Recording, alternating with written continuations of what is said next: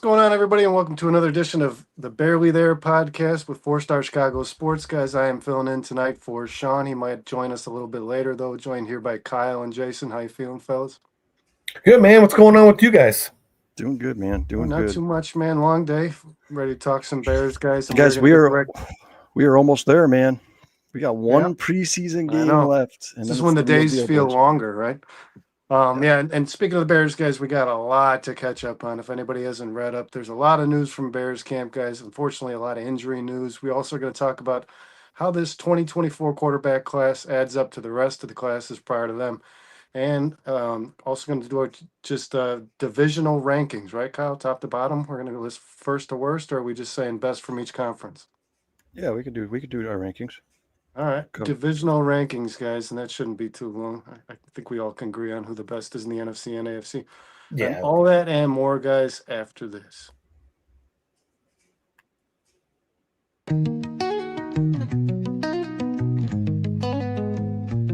Windy City banners rocking 4 stars align. Dynasty dreams rise, Bulls in their prime. Cubs curse shattered, the victory divine. Fields be running, clock ticking on my timeline. Shot-town heroes, legends never fade. Black Hawks flying, cutting ice with the blade.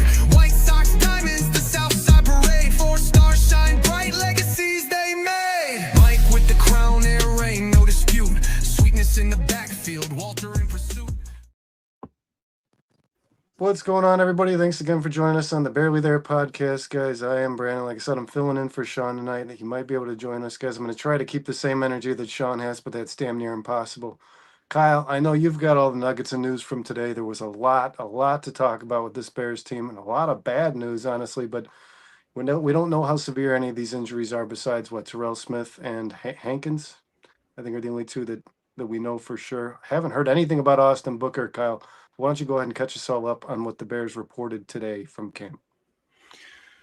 Yeah, so today, guys, was the final practice before Friday night's showdown with the Kansas City Chiefs. It sounds like both from the Kansas City Chiefs side and the Chicago Bears side that the starters will play in that game Friday night. But in terms of training camp on Wednesday, guys, according to media in attendance, defensive ends Austin Booker and Dominic Robinson, running backs Travis Homer, Roshan Johnson, Kyle Monangai, quarterback Case Keenum, wide receiver Devin Duvernay, cornerback Josh Blackwell, linebacker Amen, I'm going to end it right there, and offensive lineman Doug Kramer did not practice today. And Zay Frasier, too, I believe. Or Zay Frasier, sorry. Yeah, well, Zay Frasier was out there. He just didn't do anything, but he was on the practice field. And I want to. He wasn't out there for very long. I want to dive a little bit into that because that situation is getting weirder, man, to me.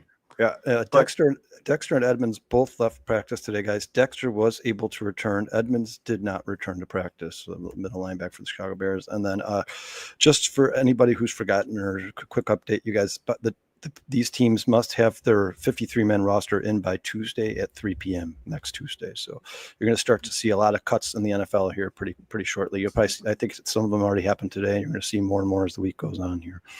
And I think it's weird. I was looking at, because you can have 16 players on your practice squad as well. Mm-hmm. And I think 10 of those have to be rookies, or at least on their first year of playing eligibility.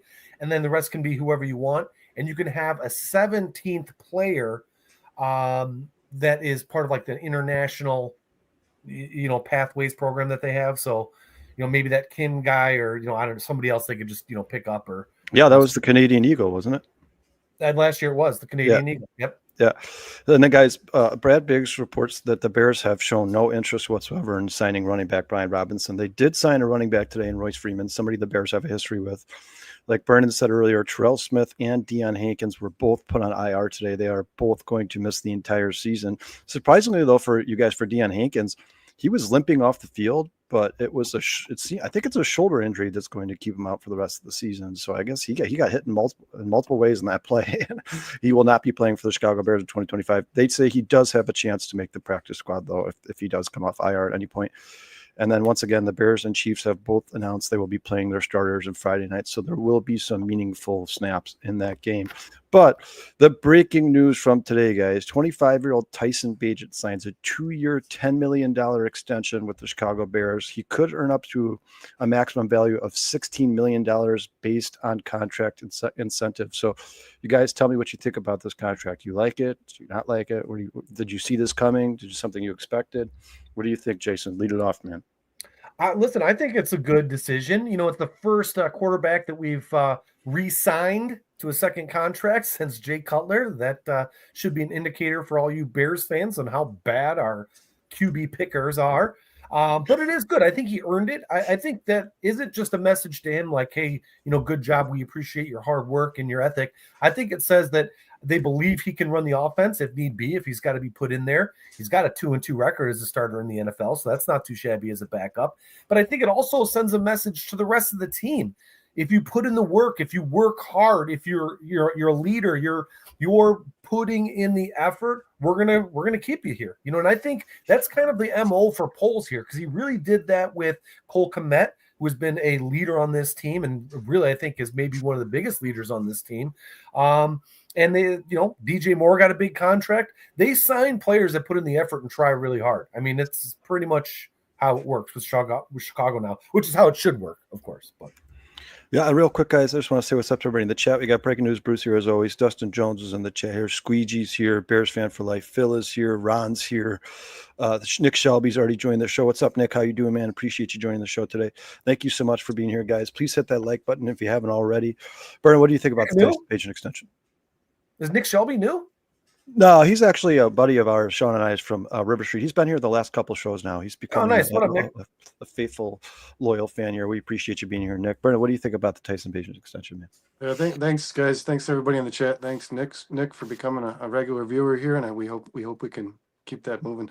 Kyle, yeah, I think one of a few things. I think this is the first time I feel like the Bears' backup quarterback situation is answered.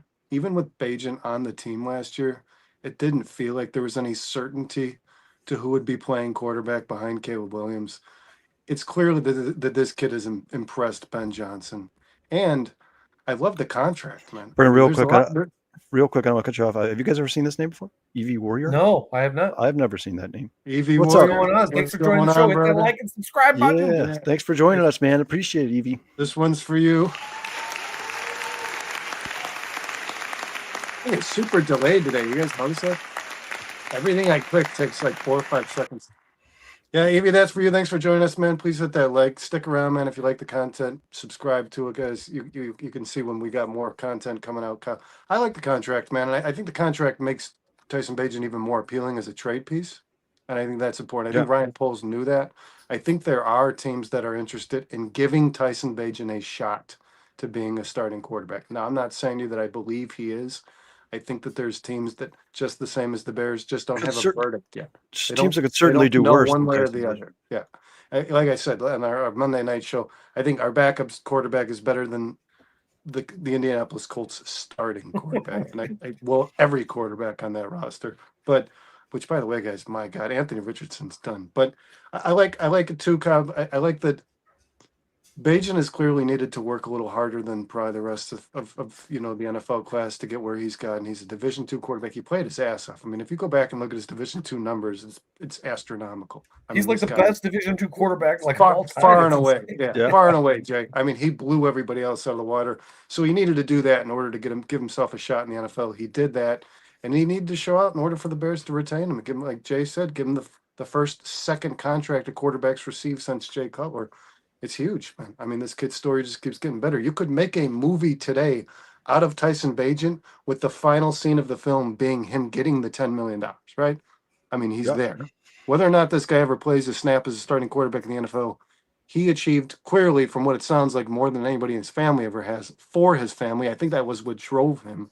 And it's a great story, man. But it means a lot because the kid was here before. Ryan Poles liked him. It was Luke Getsy's guy. And Ben Johnson got here. So we are now, Getsy's gone, Shane Waldron's in and out, and Ben Johnson's here. And the kid has impressed Ben Johnson, clearly. So he's done enough to stay here through 3 coaching tenures. So, yeah, I mean, the drive that Tyson Bagent, man, if the guy just was a little bit, if his arm was just a little better I would believe that the sky's the limit for this kid just because of his attitude and his approach to the game. What about you, Kyle? What do you think about? I know you've silently voiced your support for Tyson Bagent while understanding that he's not really the guy you want playing for this Bears team because Caleb Williams is your quarterback. But No, I love Tyson Bagent, and that being said, if Tyson Bagent is your starting quarterback, you're probably not going to be a playoff team. You're certainly not winning a Super Bowl, right? The sky is highest for Caleb Williams of everybody. But what was even more impressive to me about the Tyson Bagent extension, guys, was the interview. I mean, I'm sure you guys all saw it. He broke down in tears. He obviously is very humbled by this contract. He seems like a guy who's very generous, giving. He's talking about helping people out in the town he's from. He said his dad never had running water until high school. He was in tears. I mean, it was just an awesome experience. It was awesome to watch. Those were real heartfelt feelings. That was not something he put on. He didn't put on a show for the cameras. Obviously, this is close to that generational type money for Tyson Bagent, something he probably never even dreamed about. Now it's here. And what's more impressive to me about the whole situation is, like Bern and Jason, you guys already talked about. I mean, just the fact that Ben Johnson didn't even know anything about Tyson Bagent coming to Chicago. He probably heard his name throughout the grapevines, but he never really. I think he said he saw some tape on him. Yeah, I don't know. yeah. One of those 4 games, I don't think we played Detroit. no, we did not. Yeah, I mean, he obviously, you know, that Ben Johnson had a huge part in this contract extension, right? Ben Johnson obviously had something to do with this. He has the final say of who his backup quarterback is going to be, especially since considering the guy's going to be running his offense and his scheme. He obviously thinks Tyson Bagent fits in, and you guys, I wouldn't be surprised at all if, and I'm not comparing these players, but you understand what I'm saying when I say I think Ben Johnson looks at Caleb Williams as his Patrick Mahomes, the type of guy who can win numerous Super Bowls. And he probably looks at Tyson Bagent as his Jared Goff, a guy who can run this system, a guy who can run this scheme, but he's never going to do anything outside of this scheme. He's not amazing. And he's more athletic than Jared Goff, but he's probably going to play in the structure of this offense. And I think that we saw Tyson Bagent come in a couple of years ago, guys, and he went 2-2. That's all you can ask your backup quarterback to do, right? Is to stay 500, keep the team in the playoff race.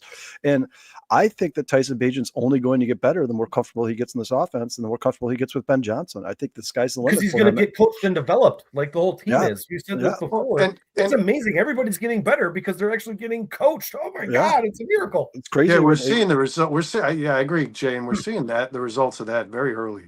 Very early. Dude, the team has improved more in 2 preseason games than they did the last 8 years. Yeah, and you guys, I'm not going to sit here and say that we know every single roster and the backup quarterbacks for every team in the NFL, but outside of Jake Browning and Cincinnati, tell me a guy who's looked better than Tyson Bagent on the Chicago Bears. I mean, there really isn't anybody out there in terms of backup quarterback.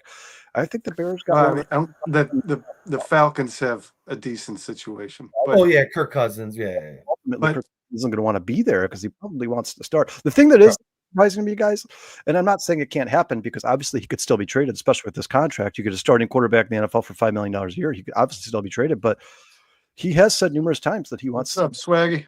So it was a little surprising that he's deciding to stay in Chicago and extend his contract here and knowing he's going to be a backup here instead of trying to hit free agency and maybe seeing if he can land somewhere as a starting quarterback. But it's awesome for the Bears. It's awesome for Tyson Bagent. I couldn't be happier about the extension. Just another great contract by Ryan Poles, by the way, too, guys. Yeah, it makes him very, very appealing to other teams. And you know what, Kyle, the 2-2 record, as long as Bagent doesn't play, I'm sure every team is still looking at this kid like he is a potential starter. I mean, I've watched him up personally. I think there's a lot of limitations, and I don't know, man. Guys like that can survive in the league. There are players who like Kyle Wharton's and those kind of guys, and I think Bagent's obviously a lot more athletic than him. But I think there are teams that believe this kid just still hasn't been given a fair shot. Where I think the Bears had a little more insight into how much he's actually able to do. But think about the QB situation, and to me, guys, Kyle, you know I've preached this for 2 years. The backup quarterback situation was huge. It was shit. There was never any certainty there. And think about there's never really any certainty for the starting quarterback situation in Chicago. No, I mean even though last year, like or 2 years ago, PJ Walker signed and then he's cut before the season starts. But think about this. This right here, what just happened with Tyson Bagent, is what I wanted to see in the left tackle situation. You know what I mean? Like they had Keenum, who Ben Johnson brought in right away. He had Bagent, who was already here. He wasn't too familiar with. And a guy clearly stood out and won that fucking battle, right? The left tackle thing is behind the backup quarterback thing. So, yeah, I feel good about Tyson Bagent because Ben Johnson feels good about Tyson Bagent, and that's a testament, man. And I wish that we had some more clarity in more important positions than the QB2. Well, and Nick Shelby Yeah. makes a good point here, guys. Says Glennon, 45 million, 3 years. Let's not Oh, forget. God. Yeah, and you could talk about Thanks. Andy Thanks, Dalton at that Nick. one We're going to year. go ahead and thanks, guys, for joining us. We're going to hang it up here now. Andy Dalton had that Todd 1 year. Collins. Yeah, 1 year, $10 million for Andy Dalton. I think Tyson Bagent's better than all the guys we just named, and he's cheaper than all of them. I mean, the Bears are not only getting smart, they're changing the culture of this organization. They're making smart moves, but for the first time in my life, guys, or for the first time in a very long time, I should say, I mean, at least since Lovie Smith days, I think you're starting to see some of the depth show up on this roster. I mean, Tyson Bagent and Case Keenum are not the worst options in the world. If Caleb Williams has to miss, I don't know, a month of the season, I think that Tyson Bagent could keep this ship in the right direction, or could keep this train on the right track. And you've got another capable quarterback behind him too. Yeah, and I like Austin Reed too. He's played very well in the time the time that we've seen him, the chances he's been given. I think the Bears have. I mean, for Ryan Poles taking so much grief for a lot of the draft misses, and he should. He deserves to be How accredited many were with those. misses and how many just weren't being developed into Sure, players? sure. But I will say he looks like he's good at picking quarterbacks, and that's the most important thing in the NFL. So I'll take it. And Kyle, and a lot of people talked about Tyson Bagent's longing or his drive to be a starting quarterback and how that might send him elsewhere. Like he's going to want out of here. And I don't know that Bagent's ever going to voice himself to request a trade. I don't think he will. But I mean, Austin Reed is second or third, I think, third of last. I looked at the list today of quarterbacks, the first to worst in terms of contracts. Who makes the most? Who makes the least? Austin Reed is like third from the bottom, and I forget what number. It's like 58th or something. But do you guys know who was 3 players above Austin Reed? Brock Purdy, Tyson Bagent. Yeah.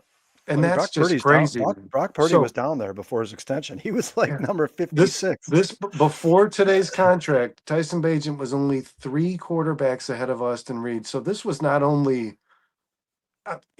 did this kid, it was deserved, man. I mean, or it was necessary. You can't keep. He went 2-2, like you said, Kyle. He showed out every camp. He's learning the things. The guy busts his ass. When he said absolutely grinding his face off, he really does, man. I mean, this kid. I don't know Watch if you guys some of his cross training videos. Yeah, Like, did you see the video of his workouts? This kid's an animal. Yeah, he does it on his birthday too, by the way. CrossFit's one of his sponsors, aren't they? Something like that, yeah. Yeah, I mean, CrossFit's huge, man. They're like one of the biggest.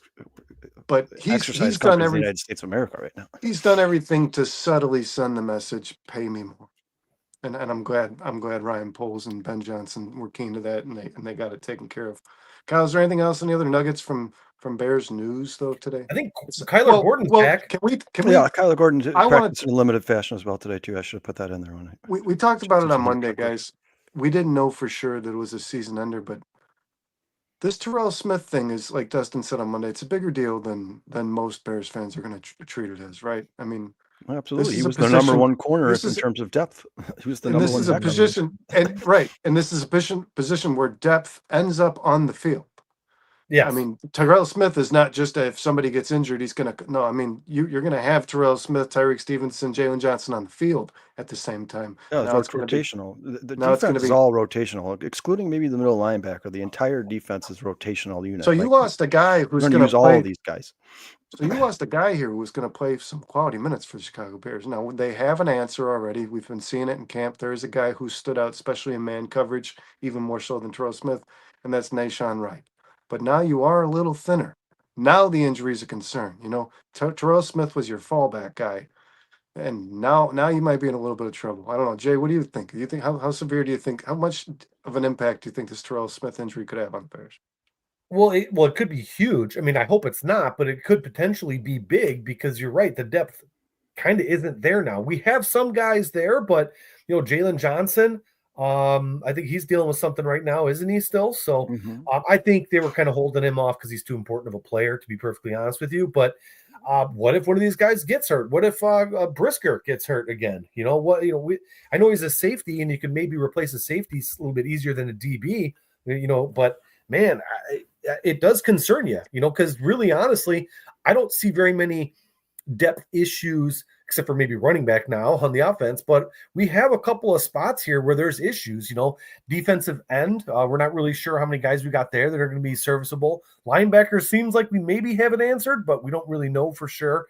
And DBs, like you said, it's a pretty rotational player. So we need guys healthy. Those guys get non-contact injuries more than, anybody else other than, running backs, because they're constantly running sideways, backwards, doing weird hip twists. They get really weird, odd non-contact injuries a lot. And it's really important to have depth at that spot. So it could be potentially huge if we start seeing injuries pile up, but I fingers crossed. I mean, prayers, you name it. I will be watching it very closely and hoping that nothing too bad happens. The biggest thing is that Terrell Smith is probably out for this. Well, he is out for the season. So if he was out for 2 or 3 weeks, it wouldn't be that big of a deal, right? But man.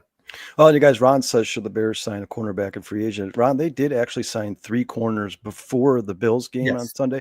I'm sorry, their names escape me. I do know that the Bears have a couple corners on this roster that they like a lot. I mean, guys who are undrafted free agents or guys who are kind of like journeymen throughout the NFL, and they're probably going to end up on their practice squad. But there's no doubt that losing a guy like Terrell Smith, a guy who Ryan Poles really liked in the draft, they talked about him a lot in the offseason. They talked about him a lot in training camp.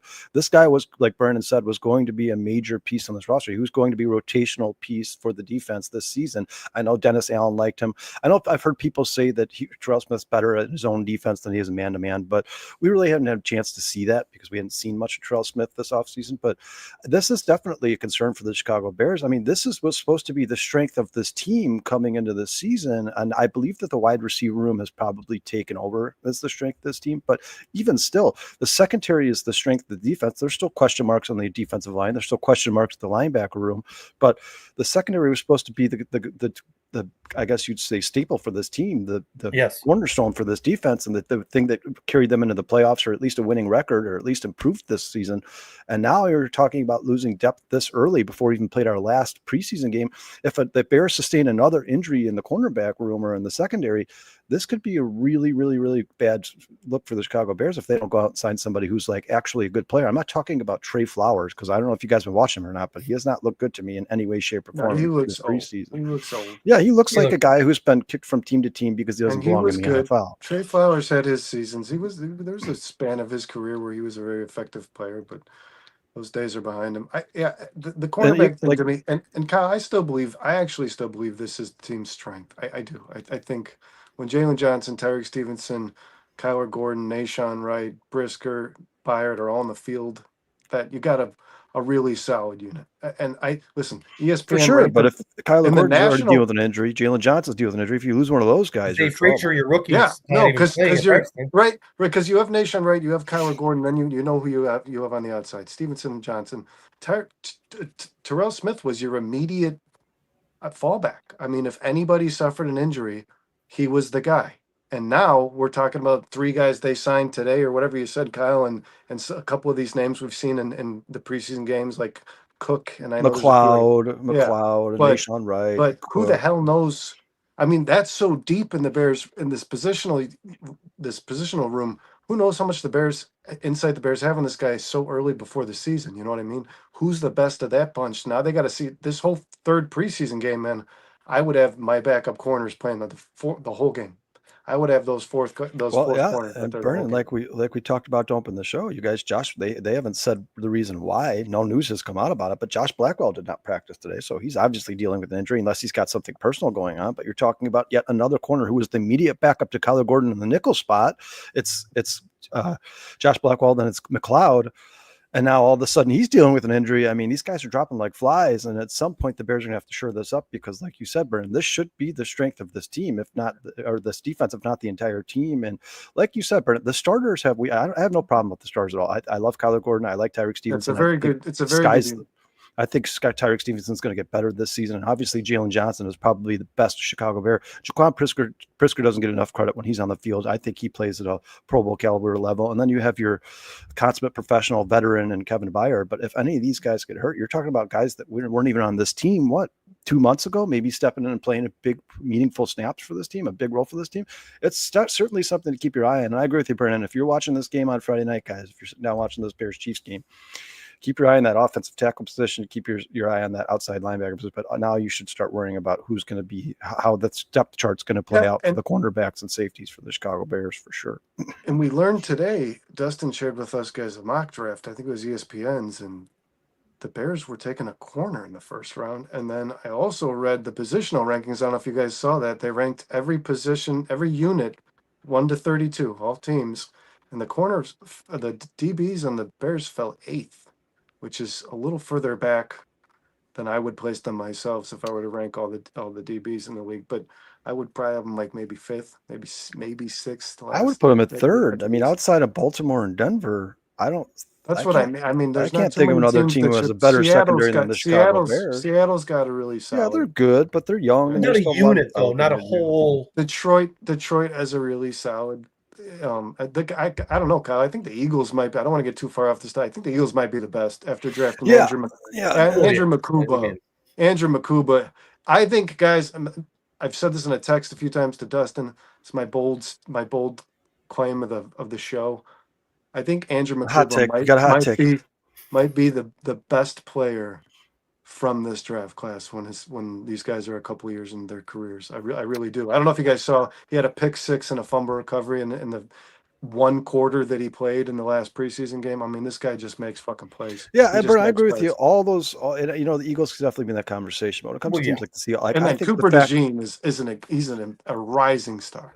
The reason I put the Bears in 3rd is just because I think Jalen Johnson is the best shutdown corner in football. I'm not saying he's the best all-around corner in football because you certainly liked him to be more of a ball hawk. But in terms of shutdown corners, guys who just don't give up a lot of receptions, don't give up a lot of receiving yards, I think Jalen Johnson could be in the conversation for best corner in the NFL. Like I said, there are other corners who do things better than Jalen Johnson. Patrick Surtain is definitely probably right now number 1. But I think because Jalen Johnson's played on such a bad team for basically the entirety of his career, he just doesn't get enough credit. And once the Bears start to get good, you're going to hear Jalen Johnson's name a lot more in the national media. We need that defensive line to play well because a really good pressure front from your front 4 or front 5, sometimes you'll see out of them.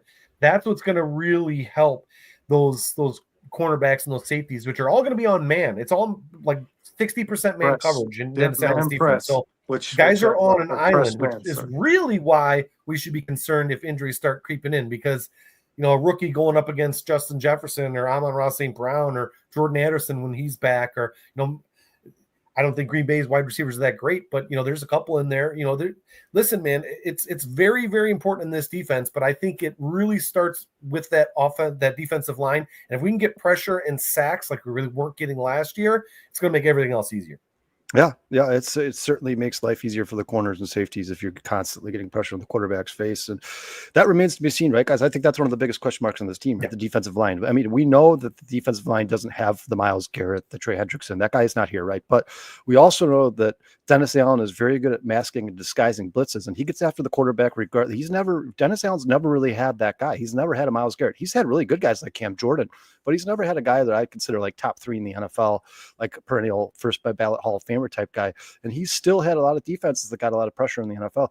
I think this Bears team is capable of doing it, but like Jason, to your point, it remains to be seen because we haven't seen them do it yet. So hopefully the additions of Grady Jarrett, of Deo, drafting Shamar Turner can create some more pressure up the middle and make it easier on guys like Montez Sweat and Austin Booker to get after the quarterback. But until we see it in a regular season game with the entire starting unit, the secondary is going to have to hold their own for longer than most these press coverage or man coverage defenses do, because most of them are making a point to get after the quarterback, and they usually draft a guy like a Trey Hendrickson or Myles Garrett, or at least somebody like a good defensive tackle like Jalen Carter. The Bears really right now don't have that standout stud on the team, so these guys are going to have to hold their own in the secondary. And like you said, Jason, we heard it in Tyreek Stevenson's interview. He said, I've never been on an island this much in my entire football life, in my entire career. I've never been on an island this much. You are on your own. It is up to you. It's up to you to make sure. Your failures are going to be right there for everybody to see. And you're going to stick out. Jalen Johnson's place. I mean, these guys are going to have to adapt. Jalen Johnson's play style is going to have to change. That's why I wish he was practicing. You have to change. You have to be super physical. Yeah. If you're going to play press man, you got to be on these guys. What Tyreek Stevenson's going to be really good at, guys. He's going to reroute receivers. He's gonna cut receivers' routes off. He's gonna make it so they can't get into that. Because guys, this is all most offenses are based on timing. A guy is supposed to be somewhere at a certain mark. You know what I mean? You want to. Tyreek Stevenson's going to do a phenomenal job of offsetting that, and I think Jalen Johnson's going to need a little bit of practice with this Dennis Allen defense before the season starts. He's going to look rusty if he's Yeah, not but on I the field. was, and correct me if you think I'm mistaken, Jason, I'll throw this to you, but I think of all the people on this team, I think this defense best fits Jalen Johnson. I think Jalen Johnson's already I'd say loves man-to-man Stevenson. coverage. I think he loves the challenge of leave me on Justin Jefferson by myself. He ain't catching the ball. I promise. It ain't going to happen. I am the best corner in the NFL. Jalen Johnson's a very confident man. And then real quick, this question before you could point, Jason. Did This is turn a good out question, yeah. Shamar Turner is practicing with the Bears. And I do expect that he would play in Kansas City. I don't see why, unless they feel like he's just so far behind from missing all that time in training camp that he doesn't know the playbook. But I expect him to be on the field Friday against the Kansas City Chiefs for sure. And then real quick, Phil says, I feel good about the DTs this year, the depth at the position. I agree, Phil. I like the moves that Ryan Poles made. I just don't know what to expect from like a Grady Jarrett at 33 years old. I don't know what to expect from Austin Booker. He had a great preseason last year, and then the regular season started, and he wasn't the same guy. So, yeah, Shamar Turner, we haven't even seen yet. So it's just a big question mark for this team. I'm not saying it can't go right. I'm not saying it can't be one of the strengths of this team, but right now we don't know. Yeah. I want to stay in the subject of cornerback for a little bit longer here, guys, because this is becoming so strange to me. I'm going to walk you through a brief timeline. Zay Frasier was excused from being with the team directly after rookie minicamps. He was there for that. He was excused when training camp began. Then very early on, I think 2 or 3 days in, he joined the team but remained on the sideline.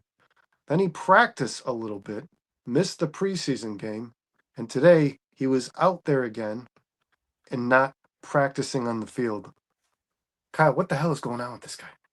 Like, I don't. The problem is they just haven't released any information, and if it's a personal matter, they don't have to. That's hence personal matter. Like if it's something that's going on in his family, by no means necessary. The Bears have the right to tell the entire national media what's going on in his family. That's his family. But I have no idea. I mean, if you guys have an idea, Jason, you tell me. I've never seen anything like this. I've never seen a player get drafted. There was a bunch of hype around him. Al Harris loved him. You had to have him on the Chicago Bears. He's a prototypical corner size. He's going to be good in the NFL. He's really fast. He's really long. He's athletic. He's a ball hawk. And then all of a sudden he has this personal matter, and they haven't said one word about him. Not one word. Who was that? Right? Was it Calvin Ridley or whoever? Somebody took a year off because of mental health issues. Well, Calvin Ridley was suspended for gambling, but there is a guy. Roquan Smith missed a couple of weeks, I think, because of 2 weeks of the actual NFL season, didn't he? Well, I know the Bears put him on the PUP list when he wanted to get traded. And that he had to miss then like as a rookie, he came in. He had Kyle, didn't he? He had Roquan Smith had some mental. I think it was a punishment. I think it was a punishment for something he did behind the scenes, and they just didn't want to say it. But yeah, there was 2 games in his rookie season in which Roquan Smith was really healthy, and he'd already looked good playing for the Chicago Bears. And all of a sudden, these 2 games, they just sit him on the bench, and they never said why. They never talked about it. I mean, the Bears are very good at being secretive, guys. I think they said it was due to mental health. We still don't know why.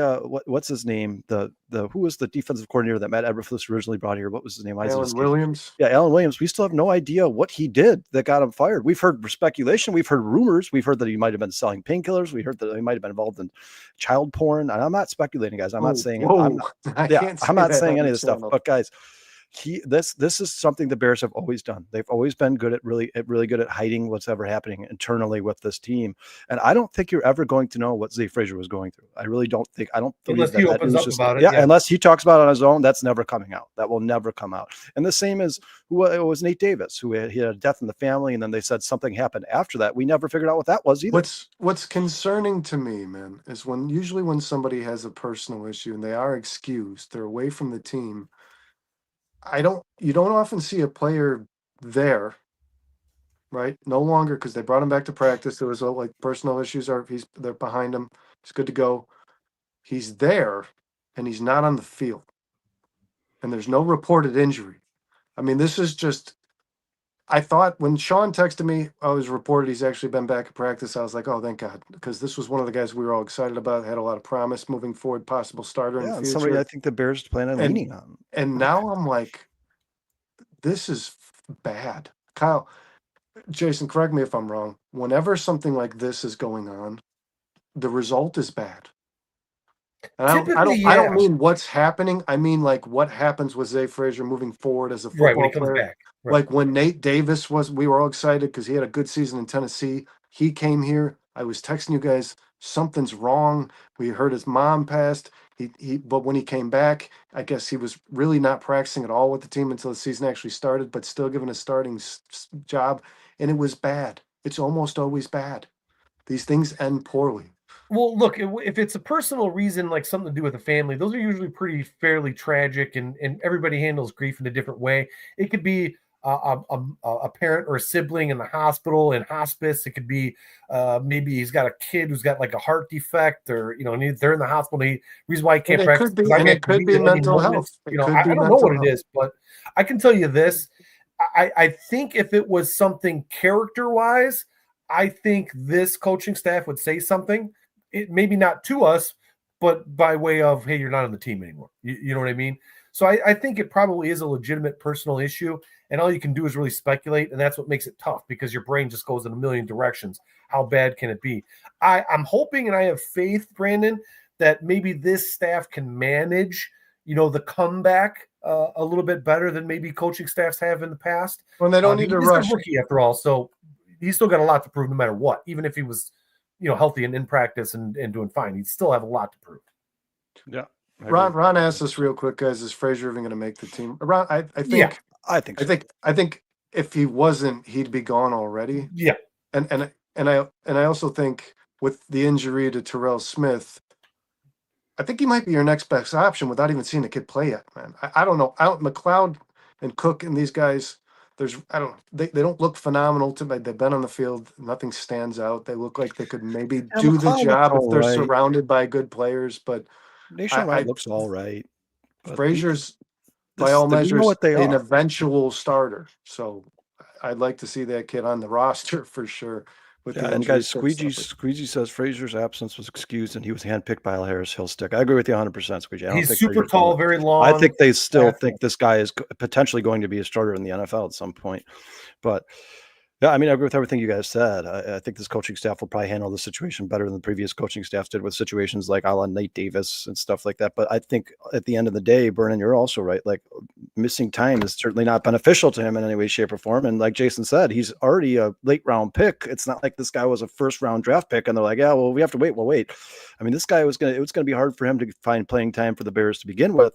And now he's missed all of training camp and we still have no idea what the hell is going on with him. So yeah, there's certainly nothing good will come from this, but I do think the Bears coaching staff will find a way to get this all figured out. And another reason to feel positive about Zay Frasier, regardless of all the things that have occurred so far, is Ryan Poles and his scouting department have been phenomenal at identifying talent at this position. I mean, phenomenal. I mean, I think Tyreek Stevenson's going to ball out this year. I know Jalen Johnson was already here, but Brisker was a great pick. Kyler Gordon was a great pick. Byard as a free agent was one of the best contracts I saw, especially in that offseason. I think Zay Frasier is a guy that Ryan Poles and this coaching staff tend to sound picked together. Where these other guys, McLeod and all these guys, I don't think they did. I think they were just undrafted, weren't they? Or bounced around in the league for a little bit. So I feel good about Zay Frasier knowing that Ryan Poles' scouting department is the one that identified him as a talent. Yeah, real quick, guys, I just want to address this comment because Carmel is a genius says, you clowns still think Bagent might get cut? I mean, genius, Carmel's, whatever you want to be called. I don't think anybody in this podcast ever thought that Tyson Bagent was going to be cut. I think we all knew he was the second string quarterback. We've just been vocal to the fact that we think Caleb Williams is better and Tyson Bagent's never going to be the starting quarterback for Chicago Bears unless Caleb Williams is hurt. Caleb Williams has the highest ceiling and he gives you the best chance to win a Super Bowl. And I understand that you're a Caleb Williams hater. You don't like him. And I totally respect that, man. I like Tyson Bagent. I think he could start in the NFL. But if you look at the skill sets of Caleb Williams compared to Tyson Bagent, it's pretty clear and obvious that Caleb Williams gives them the best chance to be a perennial Super Bowl contender and have sustained success in Chicago for a very long time. And if you think that the Tyson Bagent 2-year $10 million contract was impressive, wait till you see what they give Caleb Williams, because he might set the record. It might be a $600 million contract here in Chicago. And more you highlighted one. Look at the contract, Carm. I mean, this guy is not a starting quarterback. He didn't get paid like a starting quarterback. No. He did not get paid like a starting quarterback. I don't think the Bears believe these. I think the Bears are very content with having him as their second string quarterback, and I think the contract made him even more trade bait. But let's hold on. Tyson Bagent still has limitations. Even in the preseason when he looked good, there were things that he didn't do well. I said to you, guys, I voiced on Monday, when he got out of the pocket and extended plays, he looked good. When he played from within the pocket under center, when he played within structure, those were all of his incompletions. I mean, he looked pretty bad to me when he was, and I don't know that Ben Johnson is going to want a guy to be his starting quarterback that can't play inside structure as far as we've seen so far. So I know that he's good with playbooks and learning things, man, but I thought when he was on the move, when the pocket moved and he was able to get out, he looked really good. When he improvised, when he was inside the pocket, Nick can't get over the I was not impressed. Michael Anaconda. It scarred him for life. You know what? It scarred all of us, Nick. Don't feel bad, dude. Yeah, dude. Nobody was happy about the draft getting $45 million. And then sign a giraffe neck for your quarterback. It's ridiculous. It's our show. We're able to improvise. I think this is actually a good way to kind of lean into the Bears Chiefs preview, guys. If you want to dive into that. Scrolls, thank you for joining the show. We appreciate it, man. Please hit that like, subscribe button if you haven't already. It's been a while, brother. And then Dante says, dude was dying to get blocked. Yeah, you guys, I did put he said, I don't know if you guys saw the last comment that Genius put in there, but I did put him on timeout there. That was uncalled for me. All right, Brennan, let's talk about this quarterback class. So you guys, obviously the best quarterback class by general consensus, I should say, not by me, because I wasn't alive when it happened, but the 83 quarterback class, and Jason's going to get into this because he's got more information. He was alive when it happened, so he's got more information about this class than I do. But the 83 quarterback class was Dan Marino, John Elway, Todd Blackledge, Tony Eason, Jim Kelly, and Ken O'Brien. Do you guys believe, and Jason, I'll let you go first here, do you believe that the quarterback class from 2024, I know there's still a lot to be proven, right? I'm not saying we should come to a definitive answer, but do you think that they have a chance when you're talking about Caleb Williams, Jaden Daniels, Drake May, Michael Penix, Bo Nix, and JJ McCarthy? Do you think that they have a chance to be the best quarterback class of all time and surpass this 83 class? Well, you know what's kind of crazy about it is some of the teams, some of those quarterbacks in 83 really started some dynasties for these teams. You know, Dan Marino in Miami and Kelly in Buffalo, 4 straight Super Bowls. We were talking about it in the green room before the show. I think there was 16 possible Super Bowls after that 83 draft that the quarterbacks played. 11 of them had those first 6 quarterbacks in them. I think 5 out of the 6. Eason, some of your older guys would remember, actually started the Super Bowl, the 86 Super Bowl, where the Bears played the Patriots. He went 0 for 6 because the Bears, I think, sacked him like 4 times and had 3 fumbles and like 6 or 7 snaps, and then they just took him out of the game. The rest is history with those other guys. As far as this year's draft, or I'm sorry, I should say 2024 draft for quarterbacks, you're right. There's still a lot to be heard. None of them have won a Super Bowl yet. I think they definitely have a chance, and that's simply because of today's offense. It is a passing-oriented league now. It's not so much running backs. Last year there was not a running back taken in the first round. So you're going to see these guys have some really big numbers. And you got to remember, too, some of these kids are actually running type running backs. Jaden Daniels had a really good season. Almost all of them. I mean, they can all run. They're all super athletic. Yeah, that's just the way the league's going. So it is very, very possible. I can tell you this. There was a lot of Pro Bowlers and Hall of Famers out of there. We talked about this too. The Bears in 83 had a really good draft as well with Richard Dent, Jimbo Colvert, Willie Gault. I mean, they were pretty good. And I think in 83 too, I think Tommy Thayer was picked up as well too. But I think he might have been undrafted. But in any event, a really good draft class there. We got to see these guys win. And I think it's really demanding on quarterbacks nowadays in the NFL. So you really need to see these teams go. And it's not going to be easy because there are already several well-established teams. So if we're going to judge them on Super Bowl wins and not just statistics, it's might be a bit of a harder challenge for these younger quarterbacks coming in. Whereas in 83, I mean, Dan Marino was an instant god. Kelly was an instant god. These guys just came in and instantly turned around a franchise. Now, I don't think Jaden Daniels instantly turned around Washington. I think we're going to see a bit of a slump here coming for them this year, especially if half their team is, getting traded and quitting on the offense. I don't know, but I think there's a very good chance. But it's going to be hard to beat Kansas City. It's going to be really hard to beat Philly. It's going to be really hard to beat Lamar in Baltimore. It's going to be really hard to beat Buffalo and Josh Allen. It's going to be, I mean, there's some really damn good teams that I don't know if it's just going to be super easy. Joe Burrow and the Bengals. I mean, I don't know. I think it's strange that all of those quarterbacks in 83 all went to the AFC. And they all still went to that many Super Bowls. That really kind of shows you the dominance that the AFC had in the mid to late 80s and into the 90s. So we'll see, but it's going to be a hard hill to climb for these young kids. There's just too many well-established teams. And I personally think the level of coaching in the modern era of football now is way better than it has ever been.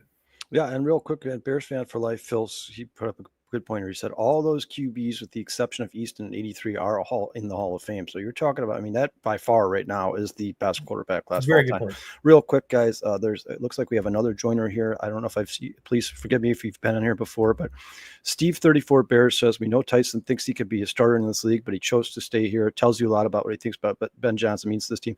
I agree with you 100%, Steve. I think Ben Johnson is a big reason why a lot of these players love being in Chicago. And he said so much. He's like, yeah. And I think, yeah, Steve, thanks a lot.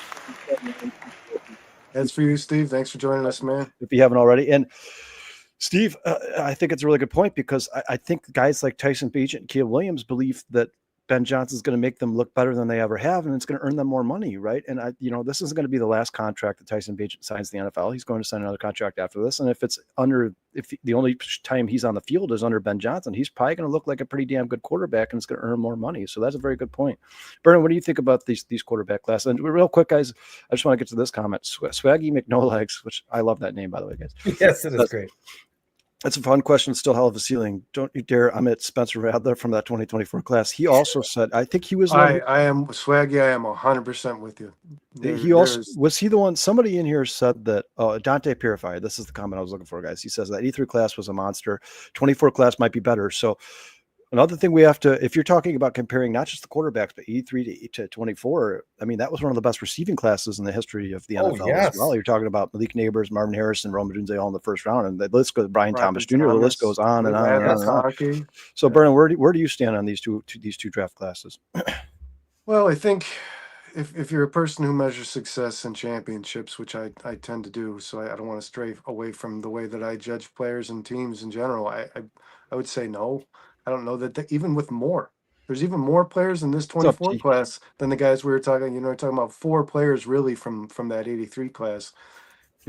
There's 5, 6 potential guys to go into playoff series with their team in the future multiple times, and I still don't see 11 Super Bowls, win or lose. I don't see those players accumulating 11 Super Bowls and 3 Hall of Fame inductions. Because the teams that are already established now, it's so hard to beat them. I do think that Bo Nix, Drake May, Jaden Daniels, and Caleb Williams are all going to be good quarterbacks. I don't know. Michael Penix, the verdict's still out. He looked good to me, but very, very small sample size. J.J. McCarthy, I don't have too much faith in. I do want to say this to Swaggy. Spencer Rattler is a stud, I still believe, very much so. And I think he's going to be the starting quarterback of the New Orleans Saints, guys. I do. I think he should be. I watched he should be. I watched the Saints Jaguars game, and they talked about the whole time. They talked about how that is an open door. That is not decided. Tyler Shuck is not the starter officially on a depth chart anywhere. So Rattler has the opportunity to win that job, and to me, man, he just looks. I watched the Jaguars Saints game. He just looks better. He's more mobile. Who did they get as their coach? Was that Philly's offensive coordinator? Was that Kellen Moore, I think? Yeah. Kellen Moore, yeah. Jason, real quick, Steve agrees with you. He says the talent gap is much smaller now than it is in the 83. It's going to be harder for the new kids to separate themselves from the goods to the greats. I agree with you 100%. This is a much more competitive league now than it was, especially like Jason, you said, it's a quarterback-driven league. So the quarterback is the one who not only gets all the glory, but he takes the most grief if the team's not playing well. So a lot of these guys, and this league has become so what have you done for me lately? Like guys, back in the 83, some of these guys sat on the bench for years. That doesn't exist in the NFL anymore, guys. If we draft you in the first round, you're playing for this team, and you need to show us that you are the guy of the future. And if you don't, within the first 2 or 3 years of contract, a la Justin Fields, take it easy. We're going to draft somebody else. Well, I think Sam Darnold had a great season, won 15 games for his team, and Minnesota's like, we don't take it easy. Take it easy, Sam. Appreciate it. Or J.J. McCarthy. So we'll see. I mean, the pressure that's mounted on that kid. Yeah, I mean, he's already lost a year. I mean, that's a great point, Brandon. Becoming a Hall of Fame inductee, I think, is a little. You have to accomplish more now to be a Hall of Famer. I don't know that 3 guys from this Yeah, a QB lot more class are going to, names, even a with lot more good players. careers, even with good careers, if all 5 of the guys had good careers, or 6 of the guy, however we're supposed to say, Spencer Rattler too. I don't know how many of them are going to be Hall of Fame inductees. You got to win championships. You got to be consistent division championship appearances. You know what I mean? You got to be a guy who's making a team as a whole better, especially at this position. Guys, we know it's the multiplier. You got to make the team better. Yeah, and That's what the difference is. Real quick, I just want to give a shout out to the chat guys. Thank you guys so much for joining. I appreciate you guys keeping this show interesting, sending us different directions here. We always love to address the comments as much as we possibly can. I'm Steve seeing lots of new 34. names. I don't know if they're from your guys' shows or whatever, but I'm seeing tons of new Steve names. 34 Bears is here. He's active in the chat. We appreciate you, man. Phil, Bears fan for life, one of our loyal, faithful. We love you. Ron, Swaggy, McNolegs, Dante, the Scrolls, Razzle Rocket Dazzle, Dream, Rocket Dream, Harper. Jebediah, T, the Lions fan. I know he loves harping on Bears fans, but we always love to see T in the chat. We like man. We like how we like to see the outside perspective. It keeps it I clean. think I said Dante already. Breaking news, Bruce, as always, man, one of our employees, I guess you'd say, here on the 4-Star Chicago Sports. Nick Shelby back on the show again. We appreciate it, man. Appreciate you coming back for more here. Ron, the list goes on and on and on. We love all you guys so much. Appreciate you. Please continue to leave as many comments as you can. We'll try to get to as many as we possibly can. But yeah, I agree with you guys. I mean, obviously, way too early, right? It's way too early. Like, we don't know what to expect from this 2024 quarterback class. 2 of them could fizzle out. We've seen it in the past. RG3 had a great season, then fell off the face of the planet. Saw Matt Leinart, looked like he was going to be a good quarterback at one point. He didn't last in the NFL for long. I mean, you just never know how this is going to go. I do believe CJ Stroud. Look at CJ Stroud's second season. Jaden Daniels, Bo Nix. The jury's not on CJ Stroud because his offensive line was just no, so bad. I'm not saying he's a bad player. I'm saying look at the regression he had from some of these, like Jaden Daniels. You guys mentioned you think a guy like Bo Nix. Some of these guys could take a step back. You just don't. You know what I mean? One thing I will say about these rookie quarterbacks, guys, is they all seem to have fallen under. I mean, obviously, Caleb Williams now has a good coach. It didn't have a really good coach last year, but they all have pretty good coaches. Like Bo Nix falls to Sean Payton. I mean, you talk about guys like Justin Herbert. He's got Jim Harbaugh is now his coach. I mean, like a lot of these young quarterbacks in the NFL. JJ McCarthy. Look at the situation. JJ McCarthy might have the best coach in the NFL. Patrick Mahomes felt Andy Reid. I mean, a lot of people like Dan Quinn and Cliff Kingsbury. I'm not as high on them as some people are, but Jaden Daniels, it seems to be working out great for Jaden Daniels. I think Michael Penix has a really good head coach. I mean, I wouldn't be surprised at all if 3 of these guys end up making Hall of Fame. And I know that's way too early to say, but if they continue on the trajectory they're on, Bo Nix looked great last year. Drake May's got a great coach now, and Mike Vrabel. He looks like I think he's going to take a big step this year and only going to get better. Jaden Daniels looked really good last year. Like Jason said, I think that team in totality is going to take a step back, but that doesn't mean that Jaden Daniels necessarily is going to get any worse. I just don't think that team's as talented as they looked last year because they had the easiest schedule in the NFL and they didn't really deal with too much trials and tribulations, right? There wasn't too many injuries with the Washington Commanders last year. They had a Hail Mary that was 4 yards short of the end zone, popped off the pile and landed in a Washington Commanders hand in the end zone. All these guys, I think Michael Penix is going to be good, Brandon. I don't know. The jury's still on JJ McCarthy. I love watching lefties, man. I'm rooting for Michael Penix. I think by the time this is all said and done, this is certainly going to be a more interesting conversation. We come back to this in 5, 6, 7 years. I think this class could certainly compete with that E3 class. That looks like. I mean, you guys Jason, just compare that class last year in 2024 to this quarterback class. Yeah, I know. It's insane. I mean, just compare the two. Like it was Cam Ward, Jackson Dart, and what's crazy is, think about it this way: Caleb Williams. Let's say he turns out to be what we all hope he is, and he wins, let's say, 2 Super Bowls with the Bears. Right? His number will never be retired as a Bear because they can't retire any more numbers. They have to unretire a number if they want to retire his number. Yeah, that says a lot about this organization, right? I know it hasn't looked the same as in recent years, but they have the most Hall of Famers. When George Halas was here, he was really good at picking players in the draft. And I think there was, Jason, how many rounds there used to be? 20 rounds. Maybe Phil can help us out. Well, and how many rounds in the NFL draft used to be, like 20? I don't know. I remember the first time they televised one. It was basically like guys had like pieces of paper all over the place, and they were like on fold out tables right next to each other. It was like the stock exchange. It was like the stock exchange of NFL GMs and coaches. I think there was like two people at each table. It wasn't even like now there's they just drafted mean people, man, because it was a black and blue league. You know what I mean? You just got people that were more aggressive than the guy across from them. The Bears fan for life. Gale Sayers and Dick Butkus in the same draft, and they didn't win with. After that, they didn't win. Their team sucked for a long, long time. Yeah, it wasn't Richard Dent drafted in like the 11th round? Wasn't he like he was very late? Yeah. I think it was mid-teens. I think Phil's right. It was like 14, 15, 16 rounds. So it's a much different league now. But yeah, I do believe that this 2024 class is one of the greatest of our lifetime, guys. And I'm talking about Malik Neighbors and Marvin Harris and Rome Dunze. I'm talking about all the quarterbacks we've talked about. I'm talking about Jared Verse and Braden Fisk, some of these defensive linemen that came up. And the jury's still out on Dallas Turner in Minnesota. I mean, that was a very he's gonna be a stud. Yeah.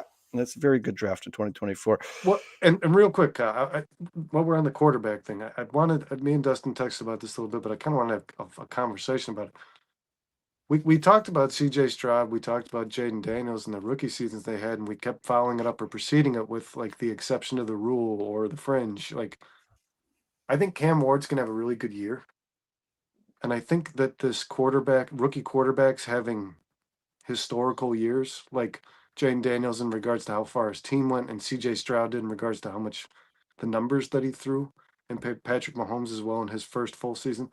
I think we're going to see this more. What do you think, Jay? I think Cam Ward's going to show out, and I think you're going to start to see early success, especially with the contract, the hourglass ticking on these guys with a 4-year rookie deal. I think you're going to start to see a lot more success in rookie seasons at this position. Well, I think teams are on the hot seat now to get these quarterbacks out maybe a little bit faster than they possibly should. And I know there's really two trains of thought, right? Sit him for a couple of years like you would with, let's say, Patrick Mahomes, or throw him in there like you would with Peyton Manning.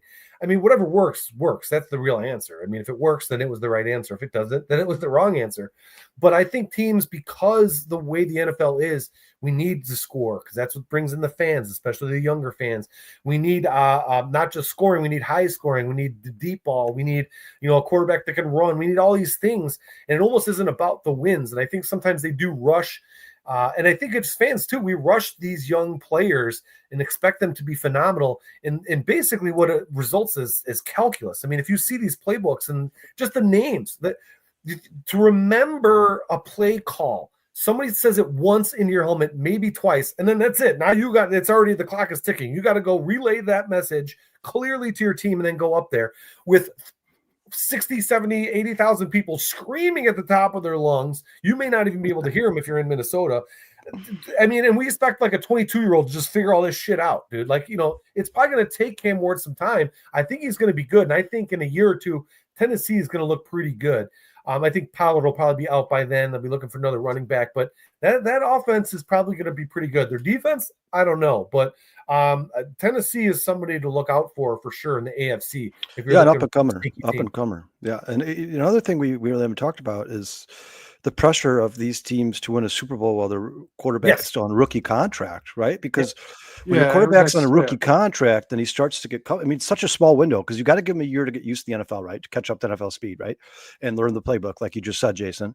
Then you only have 3 years left on his rookie contract, and those are the 3 years you get to pay everybody else around him because you're not paying him yet. So you can pay your defensive end, you can pay your wide receivers, you can pay your offensive tackle, you can pay all these other guys, and you're hoping you win a Super Bowl before that $500 million contract is due to your quarterback. Because once it is, you can't spend as much money around on the pieces around him, and he has to become a guy who makes everybody around him better.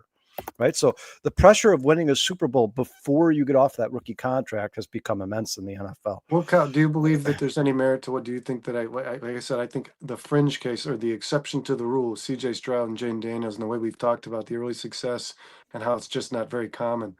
I think it's something you might just see more of. I think quarterbacks. Well, sure.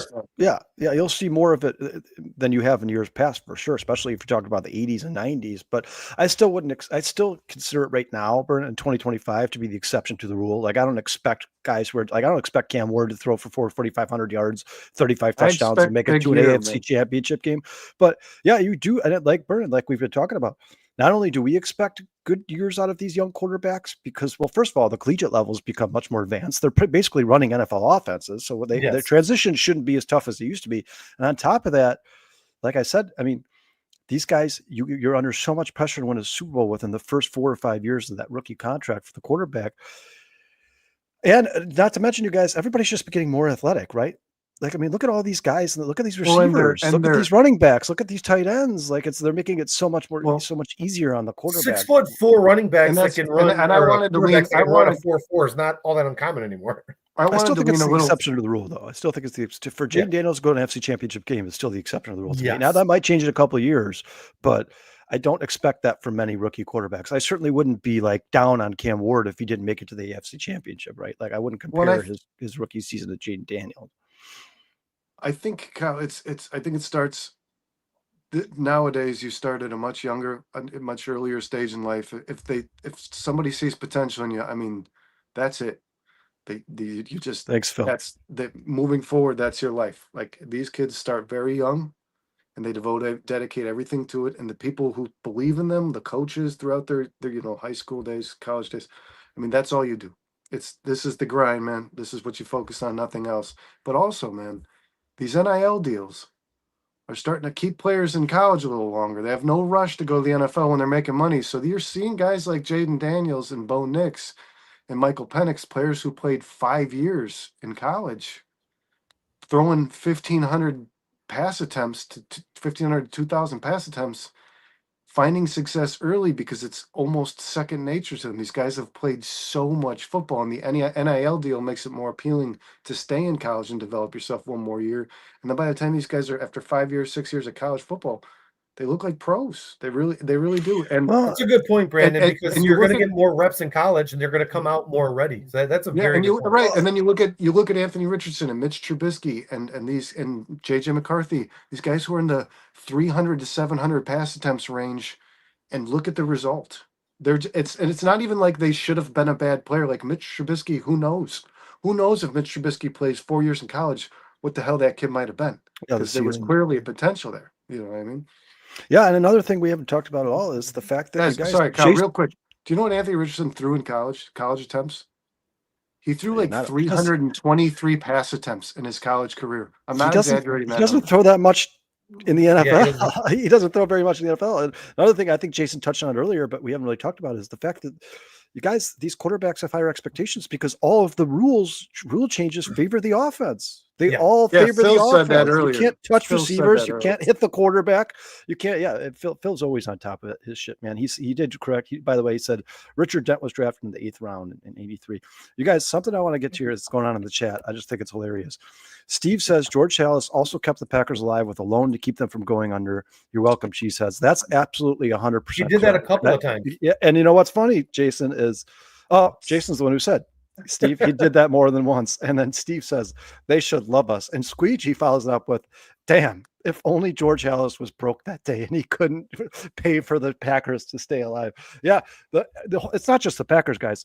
He kept the NFL alive. The entire NFL is, the fact that we're still watching football today is all due in part to George Halas. And whether you like the Bears or not, anybody who loves watching NFL football, you owe George Halas a big thank you. Because the history is rich. There's no doubt about it. And then you guys, the scroll I'm still kind of pissed, though, that the Super Bowl trophy is Lombardi trophy just because they won the first two. I mean, come on, dude. You're not going to name it the Halas? That's ridiculous. I think this is a joke here. The scroll says, let's not sleep on the 2022 class. Kenny Pickett, Desmond Ridder, and Malik Willis. Yeah. That's not. Jedi Harper says, I cannot find his name, but there's a running back from the Leatherhead era who could just punch defensive players in the throat when they came at him like it was a stiff arm. Yeah, you could basically do whatever you wanted. I think a lot of those old timers, or you could, a lot of guys would just put their hand right in your mask. Mike Allstott used to bite people's fingers in the scrums. Dude. I mean, Mike Allstott didn't punch him in the throat, but I certainly wouldn't want to tackle him. I can tell you that. The rules were even more. They were. No, that guy was just a rhinoceros. And then you guys lowered his head and went through. One of our favorites, Mikey, has joined the chat. He says, "Boys, bear it the fuck down." Appreciate. He says Patty Driscoll. Is that? He said, "Is that the guy that used to elbow guys?" Swaggy McLeod says, "Patty Driscoll is my guy." What's that? O.J. Simpson. And Sean says Richard Dent was drafted by the Chicago Bears in the 8th round, 1983 draft with the 203rd overall pick. Maybe Sean, do you know exactly how many rounds there were in 83? I think it was like 14 rounds in the draft. And then Steve says 100%. Should be the Hal's Trophy. He agrees with you, Jason. I mean, he created. Yeah, it's a good point, Jason. He says, was that we're was over that, here? George is over here bailing him out, and they name the trophy. Like, get out of he here. says, Steve says, was that O.J. Simpson punching people? Yeah, that's already, He yeah. was stabbing guys in the throat. Oh, he's laughing at Burnen's comment. That's hilarious. And then No, Jed says, he put I'm that telling in you, the he was chat. throwing I read peanut it. punches to knock their Adam's apple. I love it. Yeah, we love the chat, guys. Keep it up. You guys want to move on to these divisions here? Are you guys anything else you guys want to say about these two draft classes, 83 and 2024? No, I mean, we can always revisit it. We probably will for years to come. But, John, thanks for joining the show. He says 12 rounds in 83, guys. Sean follows it up with 12 rounds in 83. So yeah, the league has changed completely. Kyle, I expect Bo Nix. Sean Payton quarterbacks don't regress. They develop, they get better, they play better, they're more comfortable. Bo Nix is going to have an incredible season. I believe that. I think Jaden Daniels is still going to do what Jaden Daniels did, and I think Caleb Williams is ready to take the next step under Ben Johnson to dominate this league. I think for sure you have three guys who will be at the top, and this is what I love most about this, man, the NFC. We see all these young kids that have the Lamar Jacksons, Josh Allen's, Patrick Mahomes have just gone to dominate the AFC. The NFC's been lackluster. They're hurting at the quarterback position. Jalen Hurts had to show out just to prove that the NFC's worth something still today in the NFL. And these guys, Jaden Daniels and Caleb Williams, these guys are going to be representing the NFC, I think, pretty deep in playoff runs for some time. Yeah, and Jared Goff's been a consistent NFC playoff contender. Yeah, you're right, Bernard. There's been a lot of imbalance in this league. Not much parity between the AFC and NFC. But these guys should be the head of the spear to start changing things. All right, let's get these divisions, guys, because I think at the end of last season, and you guys correct me if you think I'm wrong, but at the end of last season, it was like a guarantee by every fan in the NFL, and it should have been because their record was the best, that the NFC North was the best division in football. But I personally believe that is starting to change a little bit, guys. There's one division that I want to talk about that I believe is going to be better than the NFC North this year. First of all, let's talk about the fact that the NFC North, the Minnesota Vikings are now going to be playing a rookie quarterback, if he even starts. So I do expect some growing pains in Minnesota there. The Lions just lost basically their entire coaching staff. I don't think they'll be winning the division with 15 wins. I think they'll be winning it with 11 or 12. And then the Packers, to me, I think Jordan Love's very inconsistent. I think he's just a guy, and I think the Packers are always going to be around that 9, 10, 11 win team until they go get a quarterback of the future, because he's certainly not Aaron Rodgers. He's not Brett Favre. And I think at the end of the day, and depending on what happens with J.J. McCarthy, Jordan Love is the third or fourth best quarterback in this division. I'd rather have Jared Goff personally. We could disagree all day. But the AFC West, guys, this is the division that I think is going to finish this season with the most wins. And obviously we're talking about the Chiefs, Broncos, Raiders, and Chargers. You got the Chiefs there with Andy Reid and Patrick Mahomes, always going to compete for a Super Bowl as long as those two guys are there. They will always be a Super Bowl contender. The Broncos now have Sean Payton and Bo Nix. And Brennan, you just said you believe that the Broncos are going to be a very good team. And another team in that division you certainly can't count out are Jim Harbaugh and Justin Herbert and the Los Angeles Chargers. And the Raiders are only getting better after signing Pete Carroll to be their new head coach, drafting guys like Gianti and Brock Bowers. They're certainly not going to be a pushover. I think they had the 9th ranked defense in the NFL last year. They're going to be it's going to be a game every time you play the Las Vegas Raiders. They're not like an easy gimme win. Do you guys agree with me that the AFC West is going to be the best division of football in 2025? Yes, or Dante. No, I don't believe they did. They didn't, did they? No, they didn't. The no, NFC North did not win a playoff game because Detroit had a bye and then lost to Washington. Yeah, correct. Yep. No, they did not. Minnesota sucks in the playoffs. Sorry to cut you off, Jay. No, that's okay. There's actually, I was looking at this, when we were talking about discussing this topic here. I think you're dead on, Kyle, about the NFC North. I think there's only going to be 2 teams, maybe max, and maybe only one that comes out of the NFC North here, depending on what happens here with these other teams.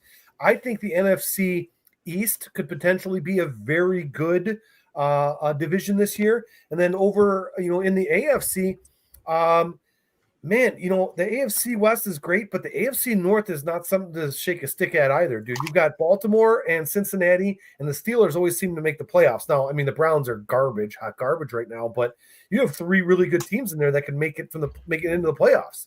So I think there's 2 divisions in each, conference, if you will. But that AFC West is going to be extremely difficult. You could easily get again 3 teams. You guys, let's make our rankings together. Let's do this collectively. So, Bernard, do you agree that the AFC West is the best division of football? Yes, and I wanted to say this. I don't believe in my 37 years there's been 4 Hall of Famers coaching in the same division. I could be wrong about that. Jay, you would probably have more knowledge on that than me. Yeah, there's a chance, and there's a chance it's happening in 2 different divisions this year. You have Pete Carroll. Yeah, that's crazy. Andy Reid, Sean Payton, and Jim Harbaugh. These are 4 Hall of Fame best coaching division all time for sure. I don't think it's debatable. So, and 2 of them are at least, I think, 130 years old. So that's and of the 4 teams. 3 of them definitely have their quarterbacks, and the Raiders as well have a guy that Pete Carroll likes and he's known and he's coached before. So not only is the coaching carousel answered over there in the West, I mean, their quarterbacks, it looks good from top to bottom. This division looks good. I think, Kyle, I agree with you. The only time these teams are going to lose, Kyle, is when they're playing one another. Yeah, I mean, they're going to beat the hell out of each other for sure, no doubt about it. So let's do our rankings here, guys. So we all agree the AFC West should be first, right? I think so. I think that's a fair bet. All right, you guys. Second becomes a little bit more difficult because it's basically going to come down to the AFC North or the NFC North, right? So you got the Ravens, Steelers, Bengals, and Browns, or the Bears, Packers, Vikings, and Lions. The NFC East have to be in this conversation. The Eagles are the best. The Eagles are the best team in football. I think Jay Daniels is going to ball out. And there's a lot of people that think the Cowboys have potential to be a playoff. Yeah, but here's the problem with the Cowboys, guys. Is people have been telling us this for 30 years. 30 years now that the Cowboys are going to win a Super Bowl. I mean, at some point you have to prove it, right? Like, I don't think the Cowboys. I think the Cowboys and Giants are what keep the NFC Giants are going to compete. Number 2 spot.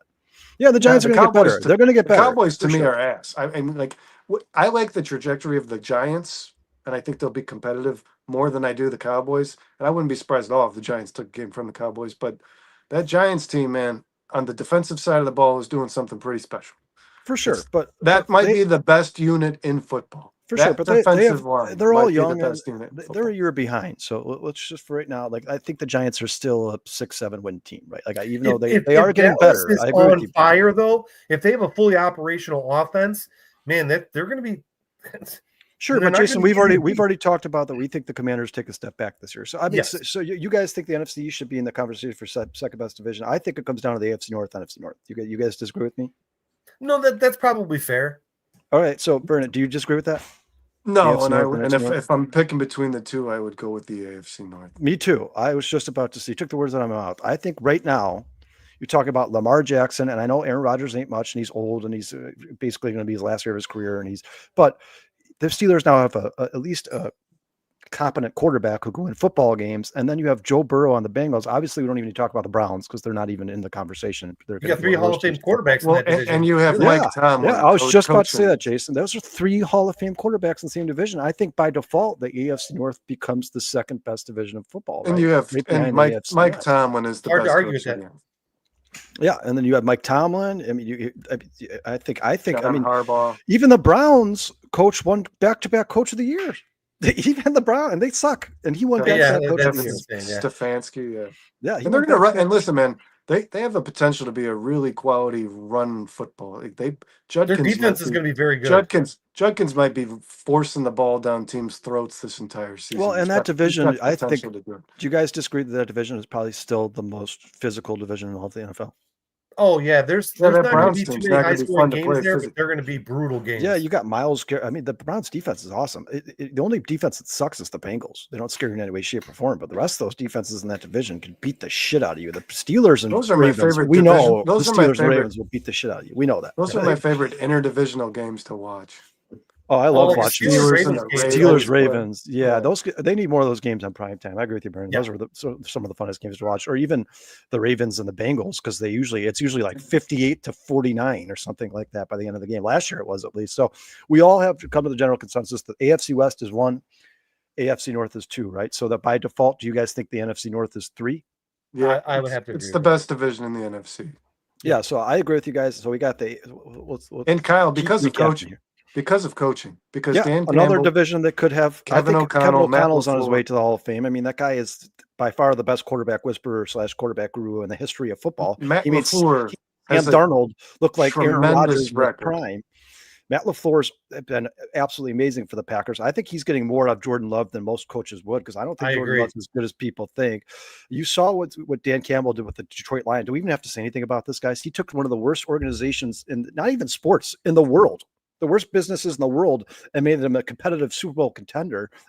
And then you have the Chicago Bears, who look like they're up and coming with Caleb Williams and Ben Johnson. Ben Johnson looks like he's going to be a good coach in the NFL for a long time. I think they are the third best division in football, and I think you're right, Bert. I think they're still the best division in the NFC. Now, Brandon, to that point that you made about the NFC East, that's where I put the NFC East at number 4, because the Eagles, Cowboys, and Commanders, and the Giants are in their upcoming. I think you would have to at this point, yeah. Well, I mean, I looked at a couple different professional, like I guess you'd say sports analysts, and Jason, a lot of them had the NFC West at 4. The Rams, Niners, Seahawks, and Cardinals. That's really good. I just don't think the Cardinals and the Seahawks are that great. I think the potential. Yeah, I think the Yeah, Seahawks. I'm with you. I don't know why people are so high on the Seahawks. I think the Seahawks are going to suck. I think Cooper Kupp's going to miss. Cooper Kupp's going to miss. Quarterback. You're going to have Jackson Smith-Njigba by himself once Cooper Kupp gets hurt, Yep. right?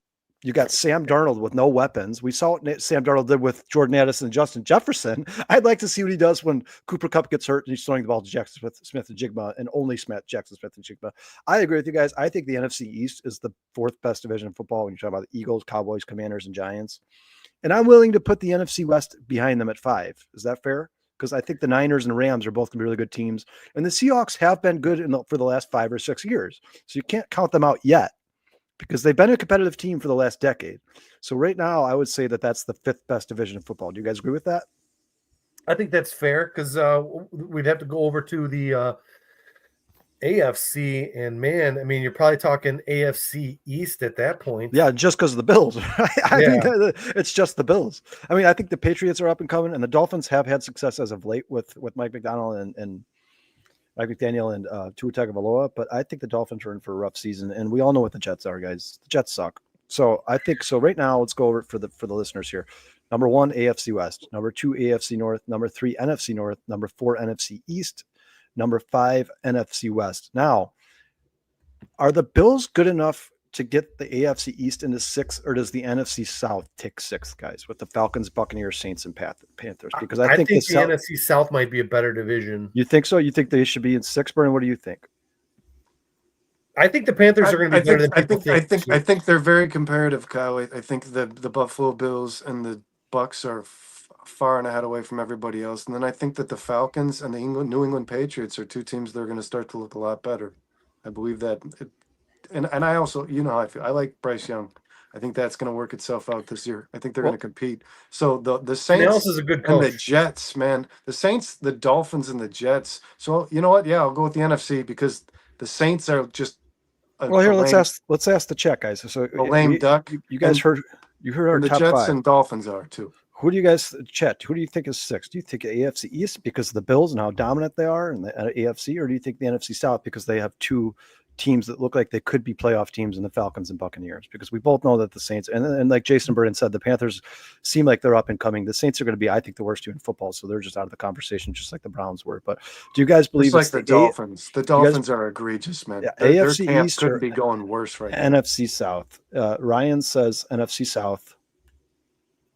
Let's get some of these chat real quick too. He says, don't sleep on the AFC East. I also think the Broncos are overrated by Scroll. Scroll says NFC North would be the hardest division to play against. No guaranteed wins. Steve says Sam D is not the answer for the Seahawks. 7-10 at best. I agree with you, man. I think Sam Darnold's career, I think this is going to be the last contract he signs in the NFL. Mikey Love is a fraud. Backup. But all right, so we've gotten one answer so far. Oh, nope. Steve says not the AFC East. That's a one-team show. So Ryan and Steve both agree, you guys, that it's the NFC South. So we'll put the NFC South in 6th. That by default, I think, makes the AFC East 7th, right? Because I'm sorry, you guys. No, we know who's last. We know who's the last. Titans, Jaguars, Texans, and Colts are definitely last. Yeah, but you know what? When you think about that, we keep talking about how good CJ Stroud is and getting his team into the playoffs. Who does he got to beat in that division? They're all garbage. He's going to win the division every year and take his team to the playoffs every year. Is it him if Liam Cohen can help Trevor Lawrence, and listen, yes, we talked about this. Liam Cohen is not a quarter. I don't know why everybody he's a good offensive schemer. He's not a quarterback fixer. This became like the general consensus that this guy's gonna I don't think he was hired to go fix Trevor Lawrence. I think he was hired to go fix the offense to make it easier on Trevor Lawrence, and especially the run game. I don't know if you guys remember, Tampa Bay's offense was 32nd running game was 32nd in the league the year before 2023. They hired Liam Cohen, who was the offensive coordinator for one season, and they were the 8th best team in the league in running the ball. So I think, and he says yes, he is. He will eclipse his record for interceptions this season. we've all watched. Every one of us has had ETN on our fantasy team and wondered what the hell is going on in Jacksonville, why this team just can't run the ball. So I think Liam Cohen's going to make an efficient run game on that team, and that's going to benefit Trevor Lawrence. I still don't think they're good enough to be considered a playoff team because of how much disarray there was. Their GM, that bulkier would have sucked. I mean, what a disaster that guy left this team. Yeah, thank God they fired that guy. Yeah. Bad talent, bad contracts, just bad everything. Yeah, awful. Nothing good about that guy. But there's only one team coming out of and I don't even know if it's the Texans, guys. Whoever the best of that ass division is, because they're all bad. I don't think the Texans are a good football team. I've said the Titans. The Titans could come out of there as the playoffs.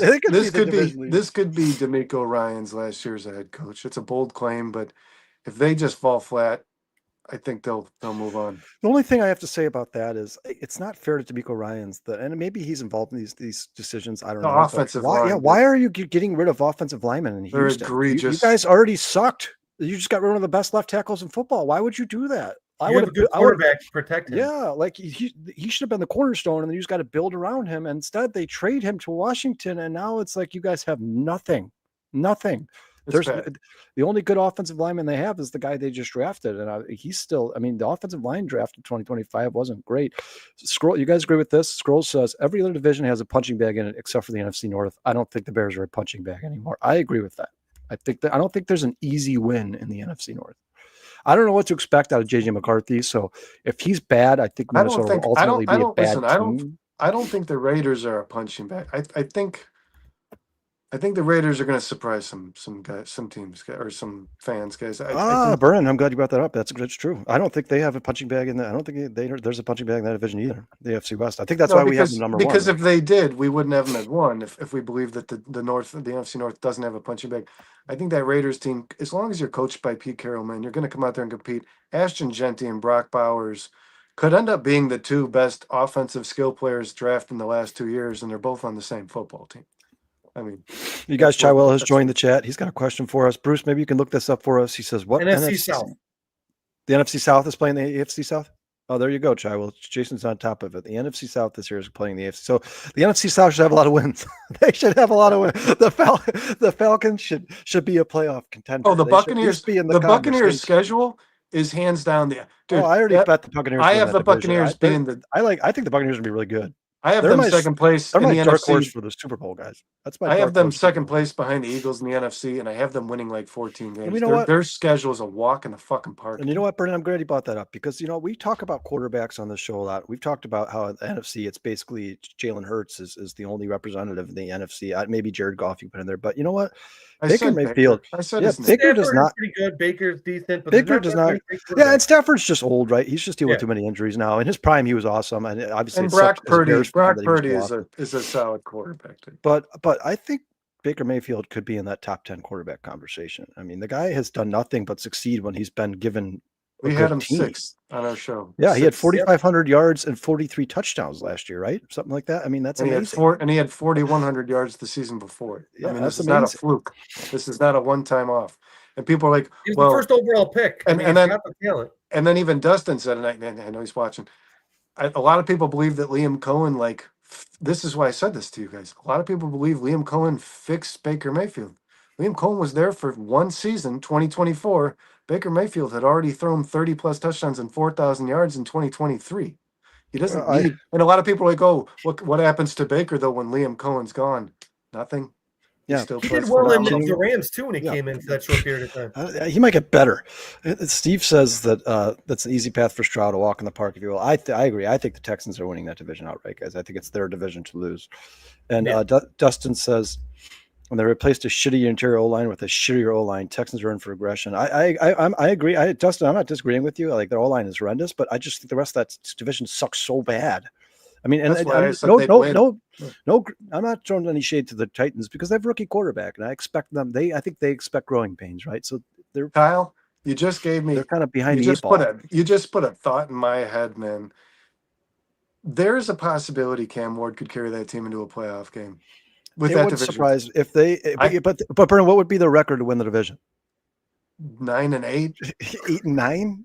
They're winning the division. I mean, it's not saying much. And it'd be great for the Titans because it's a step in the right direction, right? And they've been bad for a long time, so they need somebody to resurrect that franchise. But that's AFC South. Whoever makes it to the playoffs is getting knocked out round one. Not a question. Not a question. Yeah. Unless the Jaguars can do what they did 4 or 5 years ago, and all of a sudden they can make it to like the AFC Championship out of nowhere. You guys remember that year that the Jaguars were like a good team? I don't know where that came from. All right, you guys. We've talked about these divisions. We've talked about Bears training camp. I talked about the quarterback classes from 83 and 2024. Let's talk about the Bears and Chiefs on Friday. I was so excited to get the news that both of these teams are going to at least play their starters for one drive. I want to see as much of Caleb Williams as I possibly can. Last week left me wanting more, right? I don't know if you guys I can't wait to see Caleb Williams in this offense on the field. And Joe Thuney might be out there against his old team. And I think what excites me most about this, Kyle, and it's probably something most people would wish against. Yes, Mikey. Caleb Williams is going to play a really quality defense. I mean, Ben Johnson Jones. Ben Johnson might be a monster, but Steve Spagnuolo knows how to draw it up. This is going to be a really good test and a really good implication of what this Bears team's made of early on in the season. Against good competition, when they play tough teams, because Spagnuolo is going to come out there and try to counter everything that Ben Johnson's going to do to make Caleb comfortable. Spagnuolo is smart enough. He's been doing this long enough, guys. I think he's been with 4 teams that have won Super Bowls. This guy is going to know how to make Caleb uncomfortable, regardless of what Ben Johnson's trying to implement to make Caleb comfortable. It's going to be a chess match. I really want to watch how Caleb and Ben respond to a quality coach on defense, Kyle, but like you said, more importantly, their roster. Chris Jones is an animal. McDuffie's a beast. I mean, this team is just, who's the linebacker they just extended? I forget his name, but this team is loaded with talent. It's loaded with talent. We know now that these teams are the ones who make their preseason schedule, right? Ben Johnson made this preseason schedule. I think there's a reason he wanted the Chiefs on the schedule. I think he is exactly what you're saying, Bernard. I think he wants to see where this team stands in the final week of training camp against a Super Bowl contender, a team that, as long as Patrick Mahomes is playing there, they're always going to be in the Super Bowl conversation. Jason, give us some things that you're looking for in this game. If you're a Bears fan, who should you be watching on the field on Friday night? Well, I think they're pretty much similar to what it was last week against the Bills. But I will say this: I'm still very interested to watch both the first and second offensive lines, because against the Bills, it was pretty much what we thought going into the season, right? We had Darnell Wright at the right side, and we had Braxton Jones at left tackle, and then the 3 new guys in the center. Obviously Joe Thuney didn't play, but right. But let's see what happens there. I'd also like to see the running game. I think we did a pretty good job in Buffalo, but I think Brandon's right. We have a very good defensive front that we're going up against here, so I'd like to see what that running game looks like against that. And I would also, and of course the secondary, but I'll let you guys maybe talk about that more. I'm actually still slightly concerned with our run defense. Last week we played basically backups, and Frank Gore Jr. had like 80, 90 all-purpose yards. Didn't have a touchdown, of course, but I think he did pretty well. I'm not saying we were porous on defense in the defensive line, but I think we could have done a much better job. I mean, what would it have looked like if we were going up against Cook? They barely played Ray Davis. I think he had like 3 snaps. So I want us to be able to stop the run. We talked about this last week. In order to win championships, you need to run the ball and stop the run. That is the basic principle of football. Foundation of if you football. can do that, it's a lot easier to stop the pass. Your team, the other team then becomes one-dimensional, and you can basically both dominate playing time or time of possession, and really the other team just won't be able to get anything going. So I'm really interested to see us step up that run defense, and I really want to see how our run game looks because, again, I know that first drive that was almost all Caleb and all passing, very little running, but I think in the regular season we're going to be running the ball a lot. So it's very, very important for me to see holes opening up. Yeah, I think you're going to see more balance in the regular season as well. And Jason, that's a great point because Ollie Gordon had some 141 all-purpose yards too. The Bears' run defense has not looked good in this preseason. Obviously, without their starters, but still, it's definitely something you want to see improve. Last week it was our starters for that first drive, and Frank Gore Jr. was running right through the line. Yep, left a lot to be desired. So welcome, real quick, everybody, to the show. The original 4-star Sean Lugo. Sean, how was your daughter's birthday, man? She had a great time, and Happy now birthday, Avery. Sean sounds beat up and worn out. I'm tired. We just played volleyball for the last hour. Sean, what do you think about this Bears Chiefs game, man? First of all, are you excited that the starters are going to be out there? Do you agree with this? I'm super stoked. I like you just said, man. I want to see as much of Caleb Williams and this offense as I possibly can. But to Jason's point, I think for like right now, I don't know what we're going to see because honestly, all I want to see is Royce Freeman in the backfield. I don't want to see another running back that's going to mean something on September 8th playing. We can't get another one hurt. You're the Chicago Bears this Friday night. 4 quarters, Royce Freeman, and I think you guys. Britton Brown you can put in there, whatever. Who cares? Yeah, Britton Brown if he's still around. But I think you guys just said you guys were just talking about it. Maybe shore up that defense, run defense a little bit, but. I don't think the run defense has been out there altogether. They're starters, with Dexter, Jarrett. They haven't been rotating those guys in. So, but it would be nice to see them stop the run. And I'm very excited for these first. Probably, I think they said it was going to be the first 2 drives. So yeah, that's fine. Yeah, I know. Andy Reid said he's going to play it by ear. I'm assuming that if they scored a touchdown on the first drive, you probably wouldn't see Patrick Mahomes again. I mean, it would just make sense to me that they would be like, all right. I don't know why you're starting Patrick Mahomes at all. Does he really need I love what Andy Reid said, though. You guys hear what Andy Reid said? He said part of the reason we're playing, he was always the plan to play Patrick Mahomes in this game, but they said if we do keep them out there, it's because the Bears' defense has looked dominant throughout this preseason. We want to see where we stand up against them. And I mean, the Bears' defense has looked pretty down outside of the run game. I mean, they allowed 0 points to the Bills, and obviously Sean McDermott wanted to see his backup score points, so they weren't really happy with the outcome there, but. I'm with you guys. Stopping the run is huge for me. And, especially for a guy like Dennis Allen, who Sean, didn't he go he went a whole season without allowing a 100-yard rusher, didn't he? Who? Dennis Allen? Was that last year? Or the year before I think he had like a 2-year record or something with the Saints. Yeah, where they didn't allow a 100-yard rusher, not a single one. So I'm still very confident. Steve's got a good question, guys. Should we pick up Brian Robinson Jr.? Sean, your thoughts? God, no. God, no. Absolutely. If you want to kick the tires on someone, call the New York Jets, see what they want for Breece Hall, and get him here. That guy's a slug. I want him nowhere near the Chicago Bears. No, and Brad Biggs reported today, guys, we said earlier in the show that the Bears have absolutely no interest in a guy like Brian Robinson Jr. I think Vernon's been right the whole time. I think Ben Johnson wants his guy, and he's going to wait for the draft where he finds his guy, and they're going to trade up and go get him. I think it's going to be the same situation with Jahmyr Gibbs, except for instead of trading back. And Kyle, and then like I said to Sean today, we were talking about it. When we were looking for Freeman, we brought in multiple guys. Like, wait till these cuts occur, man. I mean, you've got Travis Etienne, Tank Bigsby, and the kid they just Tootin. Yeah. So I mean, teams are going to be probably getting rid of some players that other teams might consider valuable. But I do agree with Sean, man. I'm so glad Ben Johnson's kept DeAndre Swift off the field. And you saw Devon A. Chain now he suffered an injury. He's going to, it sounds like, maybe miss multiple weeks of the regular season. I don't think James Cook's going to play, or I mean, not James Cook's. I don't think Pacheco's is going to play in this game against the Bears. I think smart teams understand this is a position that just has a knack for getting hurt, man. You don't put the quality guys in these games. Literally run into tackles. Rashard Smith would be a good test for the Bears. Yeah, you're going to see a pretty electric preseason, and You're going to see a guy that the Bears talked about drafted. He was a top 30 visit. Yeah. So I like Rashard Smith a lot. He's a guy to keep an eye on in fantasy too. And real quick, Brennan, I'm glad you brought up that point that you wait for these 53-man roster cuts if you decide to add another running back to this roster. Because in Brad Biggs' article, when he said that the Bears have no interest in Brian Robinson Jr., he said, you guys, this is one of the best rookie running back classes we've ever seen. And a lot of veterans or jobs are about to be taken. So some of these guys are going to become available when these teams cut. Yeah, Zach Moss was already cut. You already, I mean, and when it comes to the things, Kyle, that I'm going to focus on when it comes this preseason game against the Chiefs. First and foremost, I want to see Zay Frasier and Shamar Turner playing some football. I don't think you're going to see Zay Frasier. I don't think so either, and I don't think we're going to see Shamar Turner either. And that's going to be where I look first. I'm going to continue to watch this rookie class, man. I'm going to keep my eyes on Colston Loveland, Luke Newman, Ozzie Trapillo. I'm going to continue to watch how these guys progress and develop. I want to see, and this, I said this on Monday, you let Trapillo start at left tackle in the first preseason game. You let Braxton do it in the second.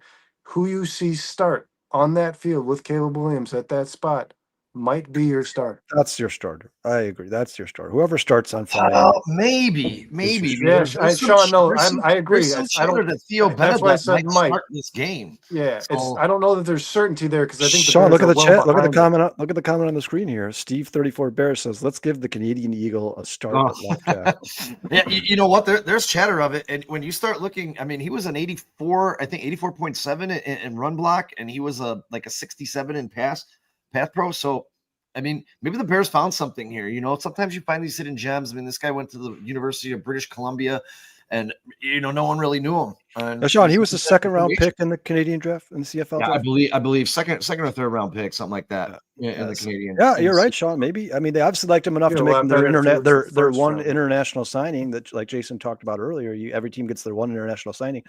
Obviously, the Bears liked him enough to make him that guy. Maybe they see a higher ceiling for him than most teams in the NFL did. Maybe he could be a starting left tackle in the NFL. Now, you guys, what's really disheartening is Braxton Jones to me. From the 3 years we've seen him start, he looks pretty average, right? We all agree that he's a pretty average tackle in the NFL. He's not. He's not great. He has games where he's below average. He has games where he's above average, depending on the competition. What's depressing is that neither of these guys, and Theo Bennett and Ozzie Trapillo, could take his job from day one. Now, I'm not saying that. Obviously, we talked about this on Monday a lot. We're not going to go down this road again, but obviously we don't think that it's out of the question that one of these guys can end up being the Bears starting left tackle. But the fact that it hasn't happened yet is disheartening if you're a Bears fan, because I believe I think that's the most important position on a football field outside of the quarterback. And I know Justin said it's defensive end, but you can make an argument either way for sure. But this is something I wanted the Bears to draft in the offseason. It's something I'm going to have a close eye on Friday night against the Chiefs. And it's just disappointing that we're having the same conversation we've been having for the last 3 years when it comes to left tackle after drafting Braxton Jones, Karan Amagaji, and now Ozzie Trapillo. And here we are having the same conversation. It is disheartening as a Bears fan, because at the end of the day, the most important thing for the Chicago Bears is Caleb Williams staying healthy, right? So getting hit from his blind side is not good. That would not be good for the Chicago Bears. Sean, is there anything you want to talk about with this game in particular, outside of like the run defense and everything we've already mentioned? No, just please stay healthy, and I hope we see a repeat of what Caleb Williams did. Yeah, more progression from Caleb. I mean, hey, I'm interested to see if Chris Jones is going to be out there, how the interior of that line can hold up against him. I mean, this is a good litmus test for the Chicago Bears ahead of, opening up September 8th against Minnesota Vikings. I mean, I am really, really excited to see these starters play each other. Like, get your popcorn ready. This is going to be a lot of fun, at least for the first two drives.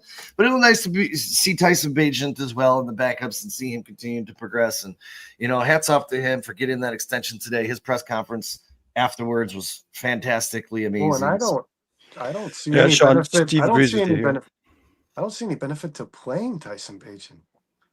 I think you just throw Austin Reed in there and let him play this damn game. Yeah, I guess you could. Yeah, but he just got word that he's the guy, because they're still learning the system and reps.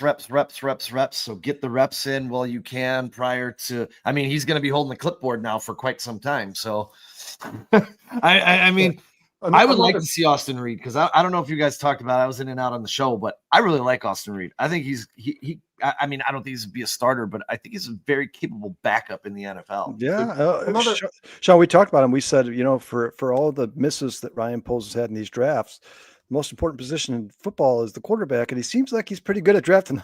Yeah, Well, I love those kids, man, that look like they're throwing a baseball. I mean, the velocity on that kid's football. I don't know if you guys pay It's attention. kind of surprising because he's kind of a little guy. Pay He attention. looks like a little guy. He throws his arm forward really fast, and the velocity. I looked it up. In NCAA, he had one of the highest velocities on a football. Watch when pay attention when he's throwing. When his arm starts to move forward, watch how much he puts behind it. Yeah, there's one more thing that I want to see in this football game, Kyle, and it's not any implication of what's going to happen in the regular season, but something that I just want to see. I want to feel more comfortable with. I want to see Rome Odunze have an impact on this. I want to see in the first couple of drives. I want to see a few catches, maybe an end zone target. I want to see him have an impact. I want to see him and Caleb, the relationship we hear about so much, how close these guys are as friends, and how it's developed on the field. I want to see the results of that. You know what I mean? Like we saw the 2 tight end thing. That it looked to us guys like that's a thing. That's going to be a problem for defenses in the NFL. We saw that in this last preseason game. I want to see Rome go off. And McDuffie's a really, really solid defender. Yeah, he is. So this is not going to be an easy team to do that against. Yeah, Rome's had really good practices, very quiet games. And, that could just be a product of the way they're calling it up. I mean, I expect him to be pretty close. I mean, you guys are pretty confident he's going to be a 1,000-yard receiver. I think he'll be close. I find it very difficult as now we're looking at this offense and what we saw last week. What was it? 6 or 7 different people saw the ball from Caleb Williams. So, I know a few weeks ago I said I could see two 2,000-yard receivers on this team, but we may have one 1,000-yard receiver and 4 800-yard catchers. That's very possible. I'm really excited. Which is not a bad thing, by the way. No, not at all. Not at all. Yeah, good problem. Yeah, and hasn't Luther Burden earned a few snaps with Caleb Williams? Yes. He should play with his starting quarterback. I was too. I was going to say, Sean, I'm glad you brought up the wide receiver room because what I'm most excited to see is A, will Luther Burden get a couple snaps with the first team, and B, if he does play with the second team again, does Luther Burden have like a breakout game on Friday and just absolutely destroy the second stringers for the Kansas City Chiefs? Because we all know he's capable of doing it. We all know it. And if he does, Jason, does he deserve to start on the Chicago Bears week 1? Well, sure. I mean, I don't know. Zacchaeus has looked good. Yeah, Zacchaeus. He has too, but that doesn't mean he's not going to be another starter. You know what I mean? They might put him as rotational for sure. I mean, dude, you throw 4 wide receivers out. Kyle, when we were at Soldier Field for that practice, and they lined up, they put Roll on the one side, and then they had DJ, Burden, and Oz together. They do that trips right. Jesus Christ, dude. On the other side, I'm like, who's going to stop that? And then you have Colston Loveland or Cole Kmet in those. Oh, you know what? It was Colston Loveland, actually. It was Rome, DJ, and Oz on the one side, and Colston Loveland was split out wide by himself. That's what it was. And I was like, holy shit, who's going to stop that? Well, yeah, and I love that play because you're saying, you know what Ben's saying to a team there? I dare you, because you have 3 quality players on one side of the field. You want to load up that side, but he's saying, I dare you to leave 84 in man. Yeah. I dare you to. And you know what? You could do that maybe, Brandon, you're right. You could probably do that with several of the Bears wide receivers. You could put trips right and put any one of them our guys outside. And hey, I dare. Yeah, right. I dare you to put DJ in man. Right, Steve. It's just bad news for whoever's playing on that side of the field. Steve, I love the comment here. Never thought I would say the Bears have too many offensive weapons. I mean, guys, correct me if I'm wrong. And Sean, Jason, you're older than we are, so you guys have seen more Bears teams. But this is the best offensive skill group I've ever seen in the history of being a Chicago Bears fan. I mean, this is better than Forte, Marshall, and Jeffrey. That's the closest in my lifetime. If the Bears had a running back, if they added like a Jameer Gibbs to this team, why couldn't we just like have a Matt Forte right now? Yeah, why couldn't Travion Henderson fall to us? Why couldn't that happen? And they still would have had Burden because they picked 2 picks. Yeah, that would have been frightening, man. Oh my God. If you added Loveland, Brandon, they had Loveland, Henderson, and Burden in one draft. My God. To Rome Odunze, DJ Moore, and Cole Kmet, and then you just rebuilt the entire. I mean, and Burden, where did the Bears? Just out of curiosity, you said they ranked all the Bears position groups.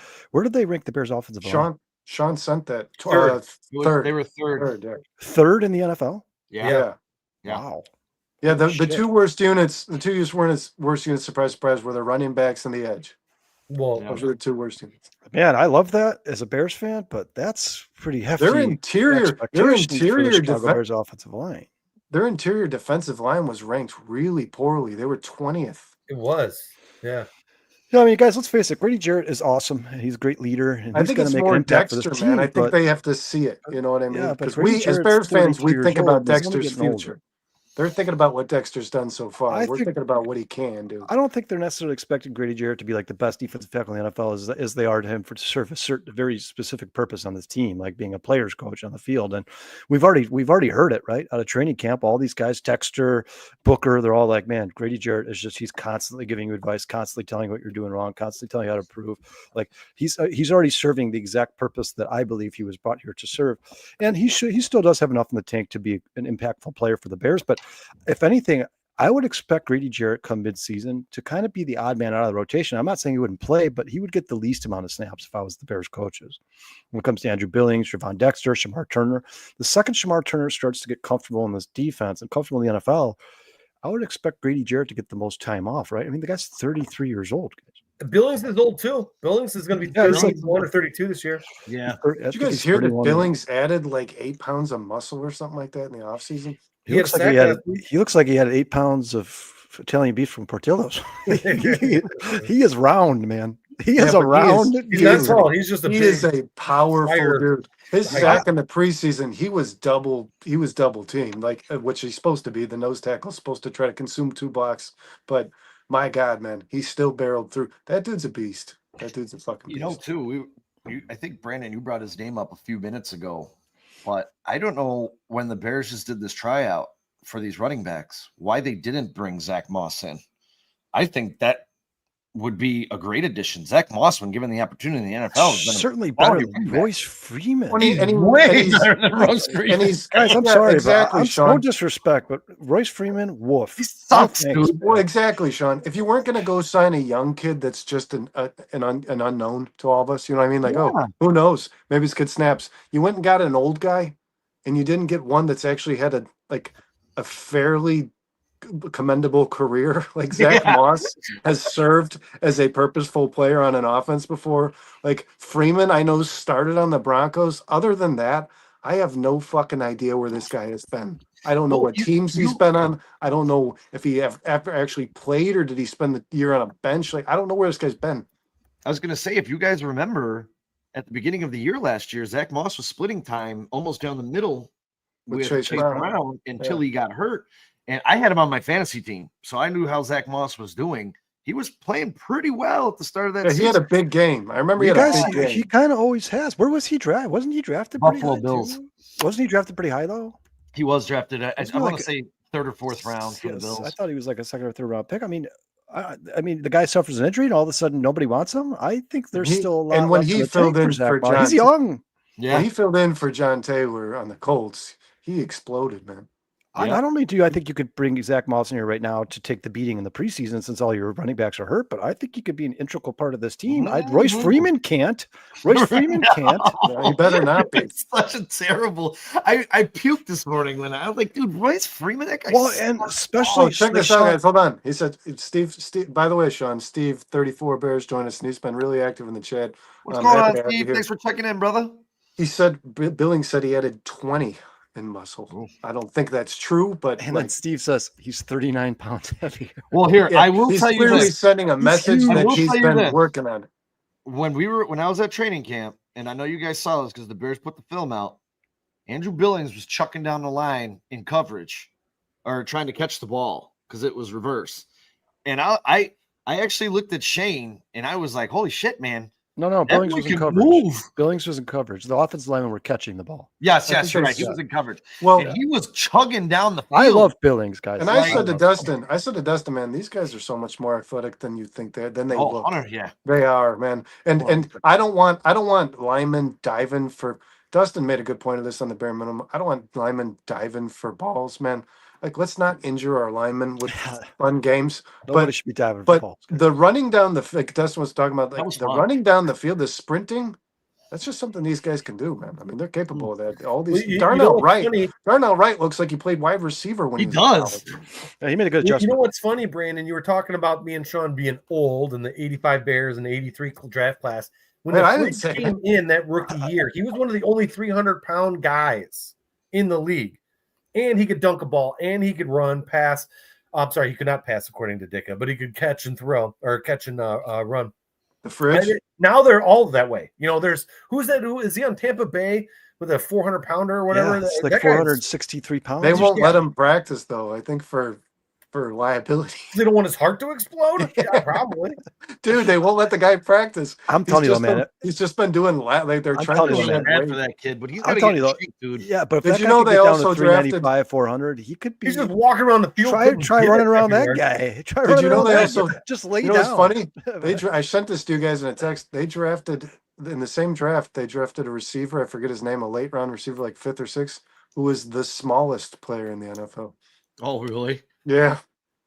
I don't. Hey, So like, I don't know, man. If I to be honest, if I'm a GM, like if I'm the president or owner of a team, looking back at my GM, and it's like you took the fattest guy and the littlest guy in the same draft. I don't know how I feel about that, dude. You know what you Might be a do? little You give the overcorrect. littlest guy the ball, and you put the 400-pounder in as fullback, and you just run it right up the middle. There you go.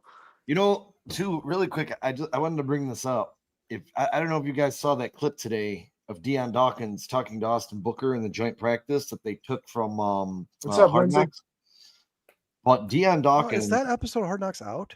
I don't know. I've been waiting for it because I want to see it so Yeah, I know bad. Hard- will be coming out. Hard Knocks is out, but is the Bears episode out It's yet? probably going to be this week because they were there last week, so it's Yeah. always a week behind.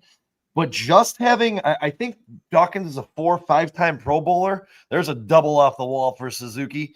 No, it's going to be a base hit. Came back off the wall too quick.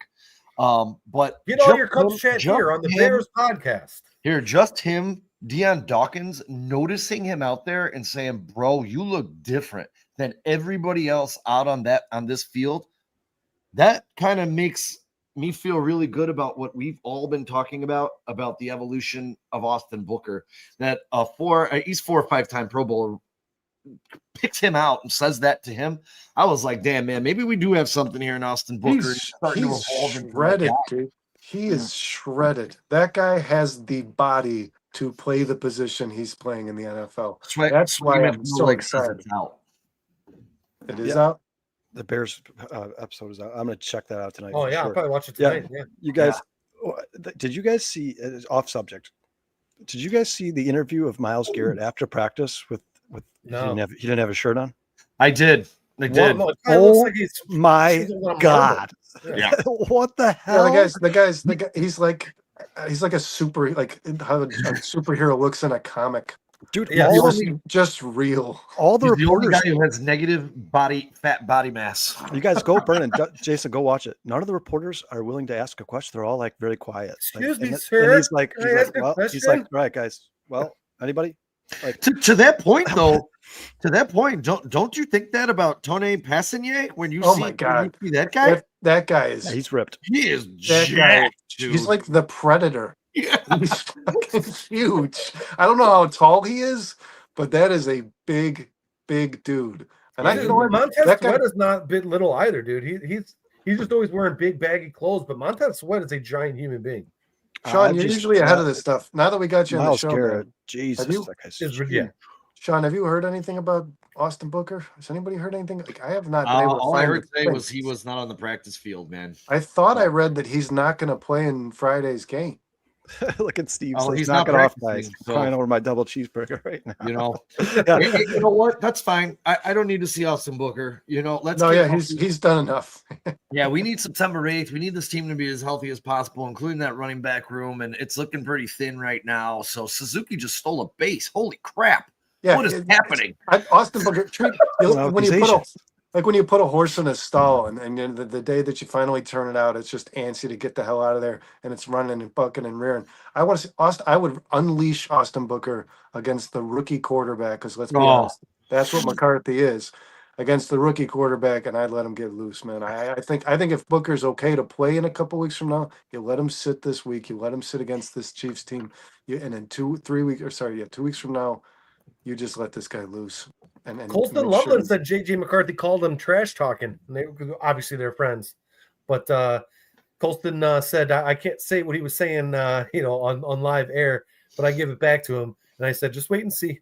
Just wait and see. Kid. Just give the Bears more motivation, JJ. I thank you. I appreciate it because Colston this team has so much ground. This team already has a quiet confidence about them. Like the Bears, this is the first time in my life the Bears have not been telling us how good they're going to be. They're like, just wait and see. Like we'll show you guys. What does JJ McCarthy talk track? Like, what does he say to? Hey, you caught half of my 8 passes in a game in college. Like, dude, what the fuck? Like, Swaggy says anything. Loveland is 6'12". Loveland should be like. Loveland should be like, yeah, I only ever had 500-yard seasons because you were my quarterback. Fuck that guy, dude. Hey guys, really quick. I hope he sucks. I do have something exciting to talk about really quick because I got an interesting text today from someone we're going to be doing some work with here in the very near future. We're trying to iron out something, but Nick Rohde from Just Another Year Bears reached out to me, and I told him that we would sponsor this on our shows moving forward. If you guys don't have any plans for the Bears home opener, he is having a tremendous Chicago Bears party for the home opener at 3658 North Clark Street in Chicago at Rizzo's Bar and Inn. There'll be drinks, food specials, giveaways, jerseys, swags, and more. Supporting first-gen college students through college-bound opportunities. So the ticket price at the door is $12.50. He reached out. He invited us today. I said, "You gotta have change on you." Yeah, right. I would totally go. We're going to the damn game. I did reach out and I told him. I said, "Hey, man, we're going to be going to the game. I really appreciate the shout out." And I said, I'm really excited to get something going with you. So I'm going to try maybe to see if we can get him on the show here to do like a season preview or something. I don't know what days work for him, but we've talked a lot over the past couple of weeks. He reached out for a golf opportunity to go to a golf outing. So this is going to be awesome in the near future. And I told him that I am going to be blowing this up for him on our shows throughout the up until the home opener. So if you guys, again, aren't doing anything, you want to have a good time, support a good cause, head out to Rizzo's Bar and Inn for the home opener, 3658 North Clark Street in Chicago, Illinois. Support Nick and Just Another Year Bears. His community is awesome. Mikey will be there. Mikey will be there. Mikey will be there. Mikey, Mikey, represent. Mikey? Represent 4 stars for us. Hold on, guys. Represent 4 stars, Mikey. Absolutely. Steve, well, who is it? How does McCarthy talk trash?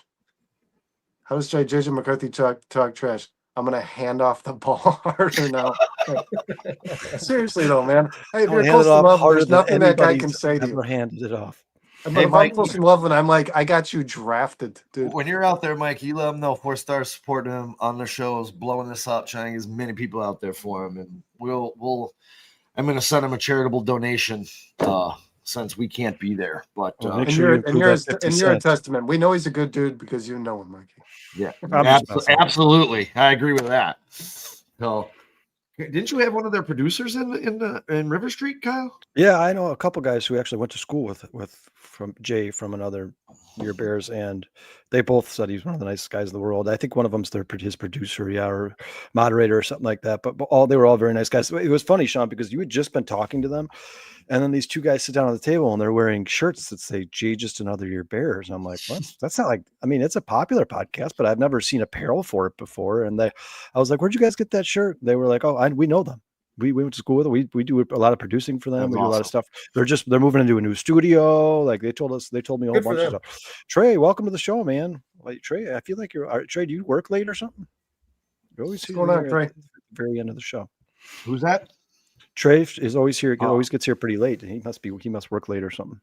He's built for the midnight oil with Brandon and Dustin. Yeah, man. That's right. Yeah, Trey joins us. Yeah. By the way, guys, tomorrow night, 11:30, bare minimum. Be there. Burn that midnight oil. As I always say, if you can't burn the midnight oil, check them out on your way to work in the morning. Yeah. Be there or be somewhere else. More important. Is there Sean, anything you want to girl? Come say hi. She doesn't want to say hi to me. Happy birthday. I was asking to be on. You have a chance. Hi, bye. Happy Oh, birthday. now she's all nervous. She Yeah. still has her birthday button on. We had a great time today. I was very happy to spend the evening with her. I missed you guys, so I had to get in here and do a little Bears Chiefs talk.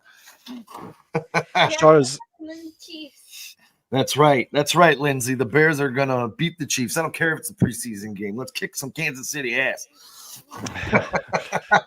anything else anybody want to talk about before we get out of here, guys?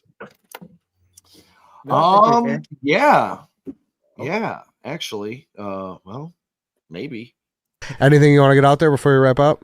Shit, fuck Green Bay. All right. Yeah. Let's go. That a boy. Awesome. I still want to know why he's wearing that dunce hat. You actually got me, Sean. I was like, oh, what's he gonna bring up? You know what? I think we can of should worms? we should do both. I mean, Caleb showed out, Austin showed out. They both deserve, an ending of proper. Yeah. Sunday night MVPs right there, man. Yeah, I don't even know what I did with Caleb Williams. He's lost in here Oh somewhere. no, it's buried. We can't find it anymore. Real quick, while Sean's looking for that, thank you so much to everybody in the chat. As always, man, we really appreciate you guys. We love you It was a guys. fun chat today. Yeah, to you guys. Thank you for showing up as always. Sean, do you have the video? Did you find it? Fuck Green Bay! Fuck Green Bay! Fuck Green Bay! Fuck Green Bay! Fuck Green Bay! Fuck Green Bay. Fuck Green Bay. Fuck Green Bay. Yes, sir. And one more, because Friday we get to say this.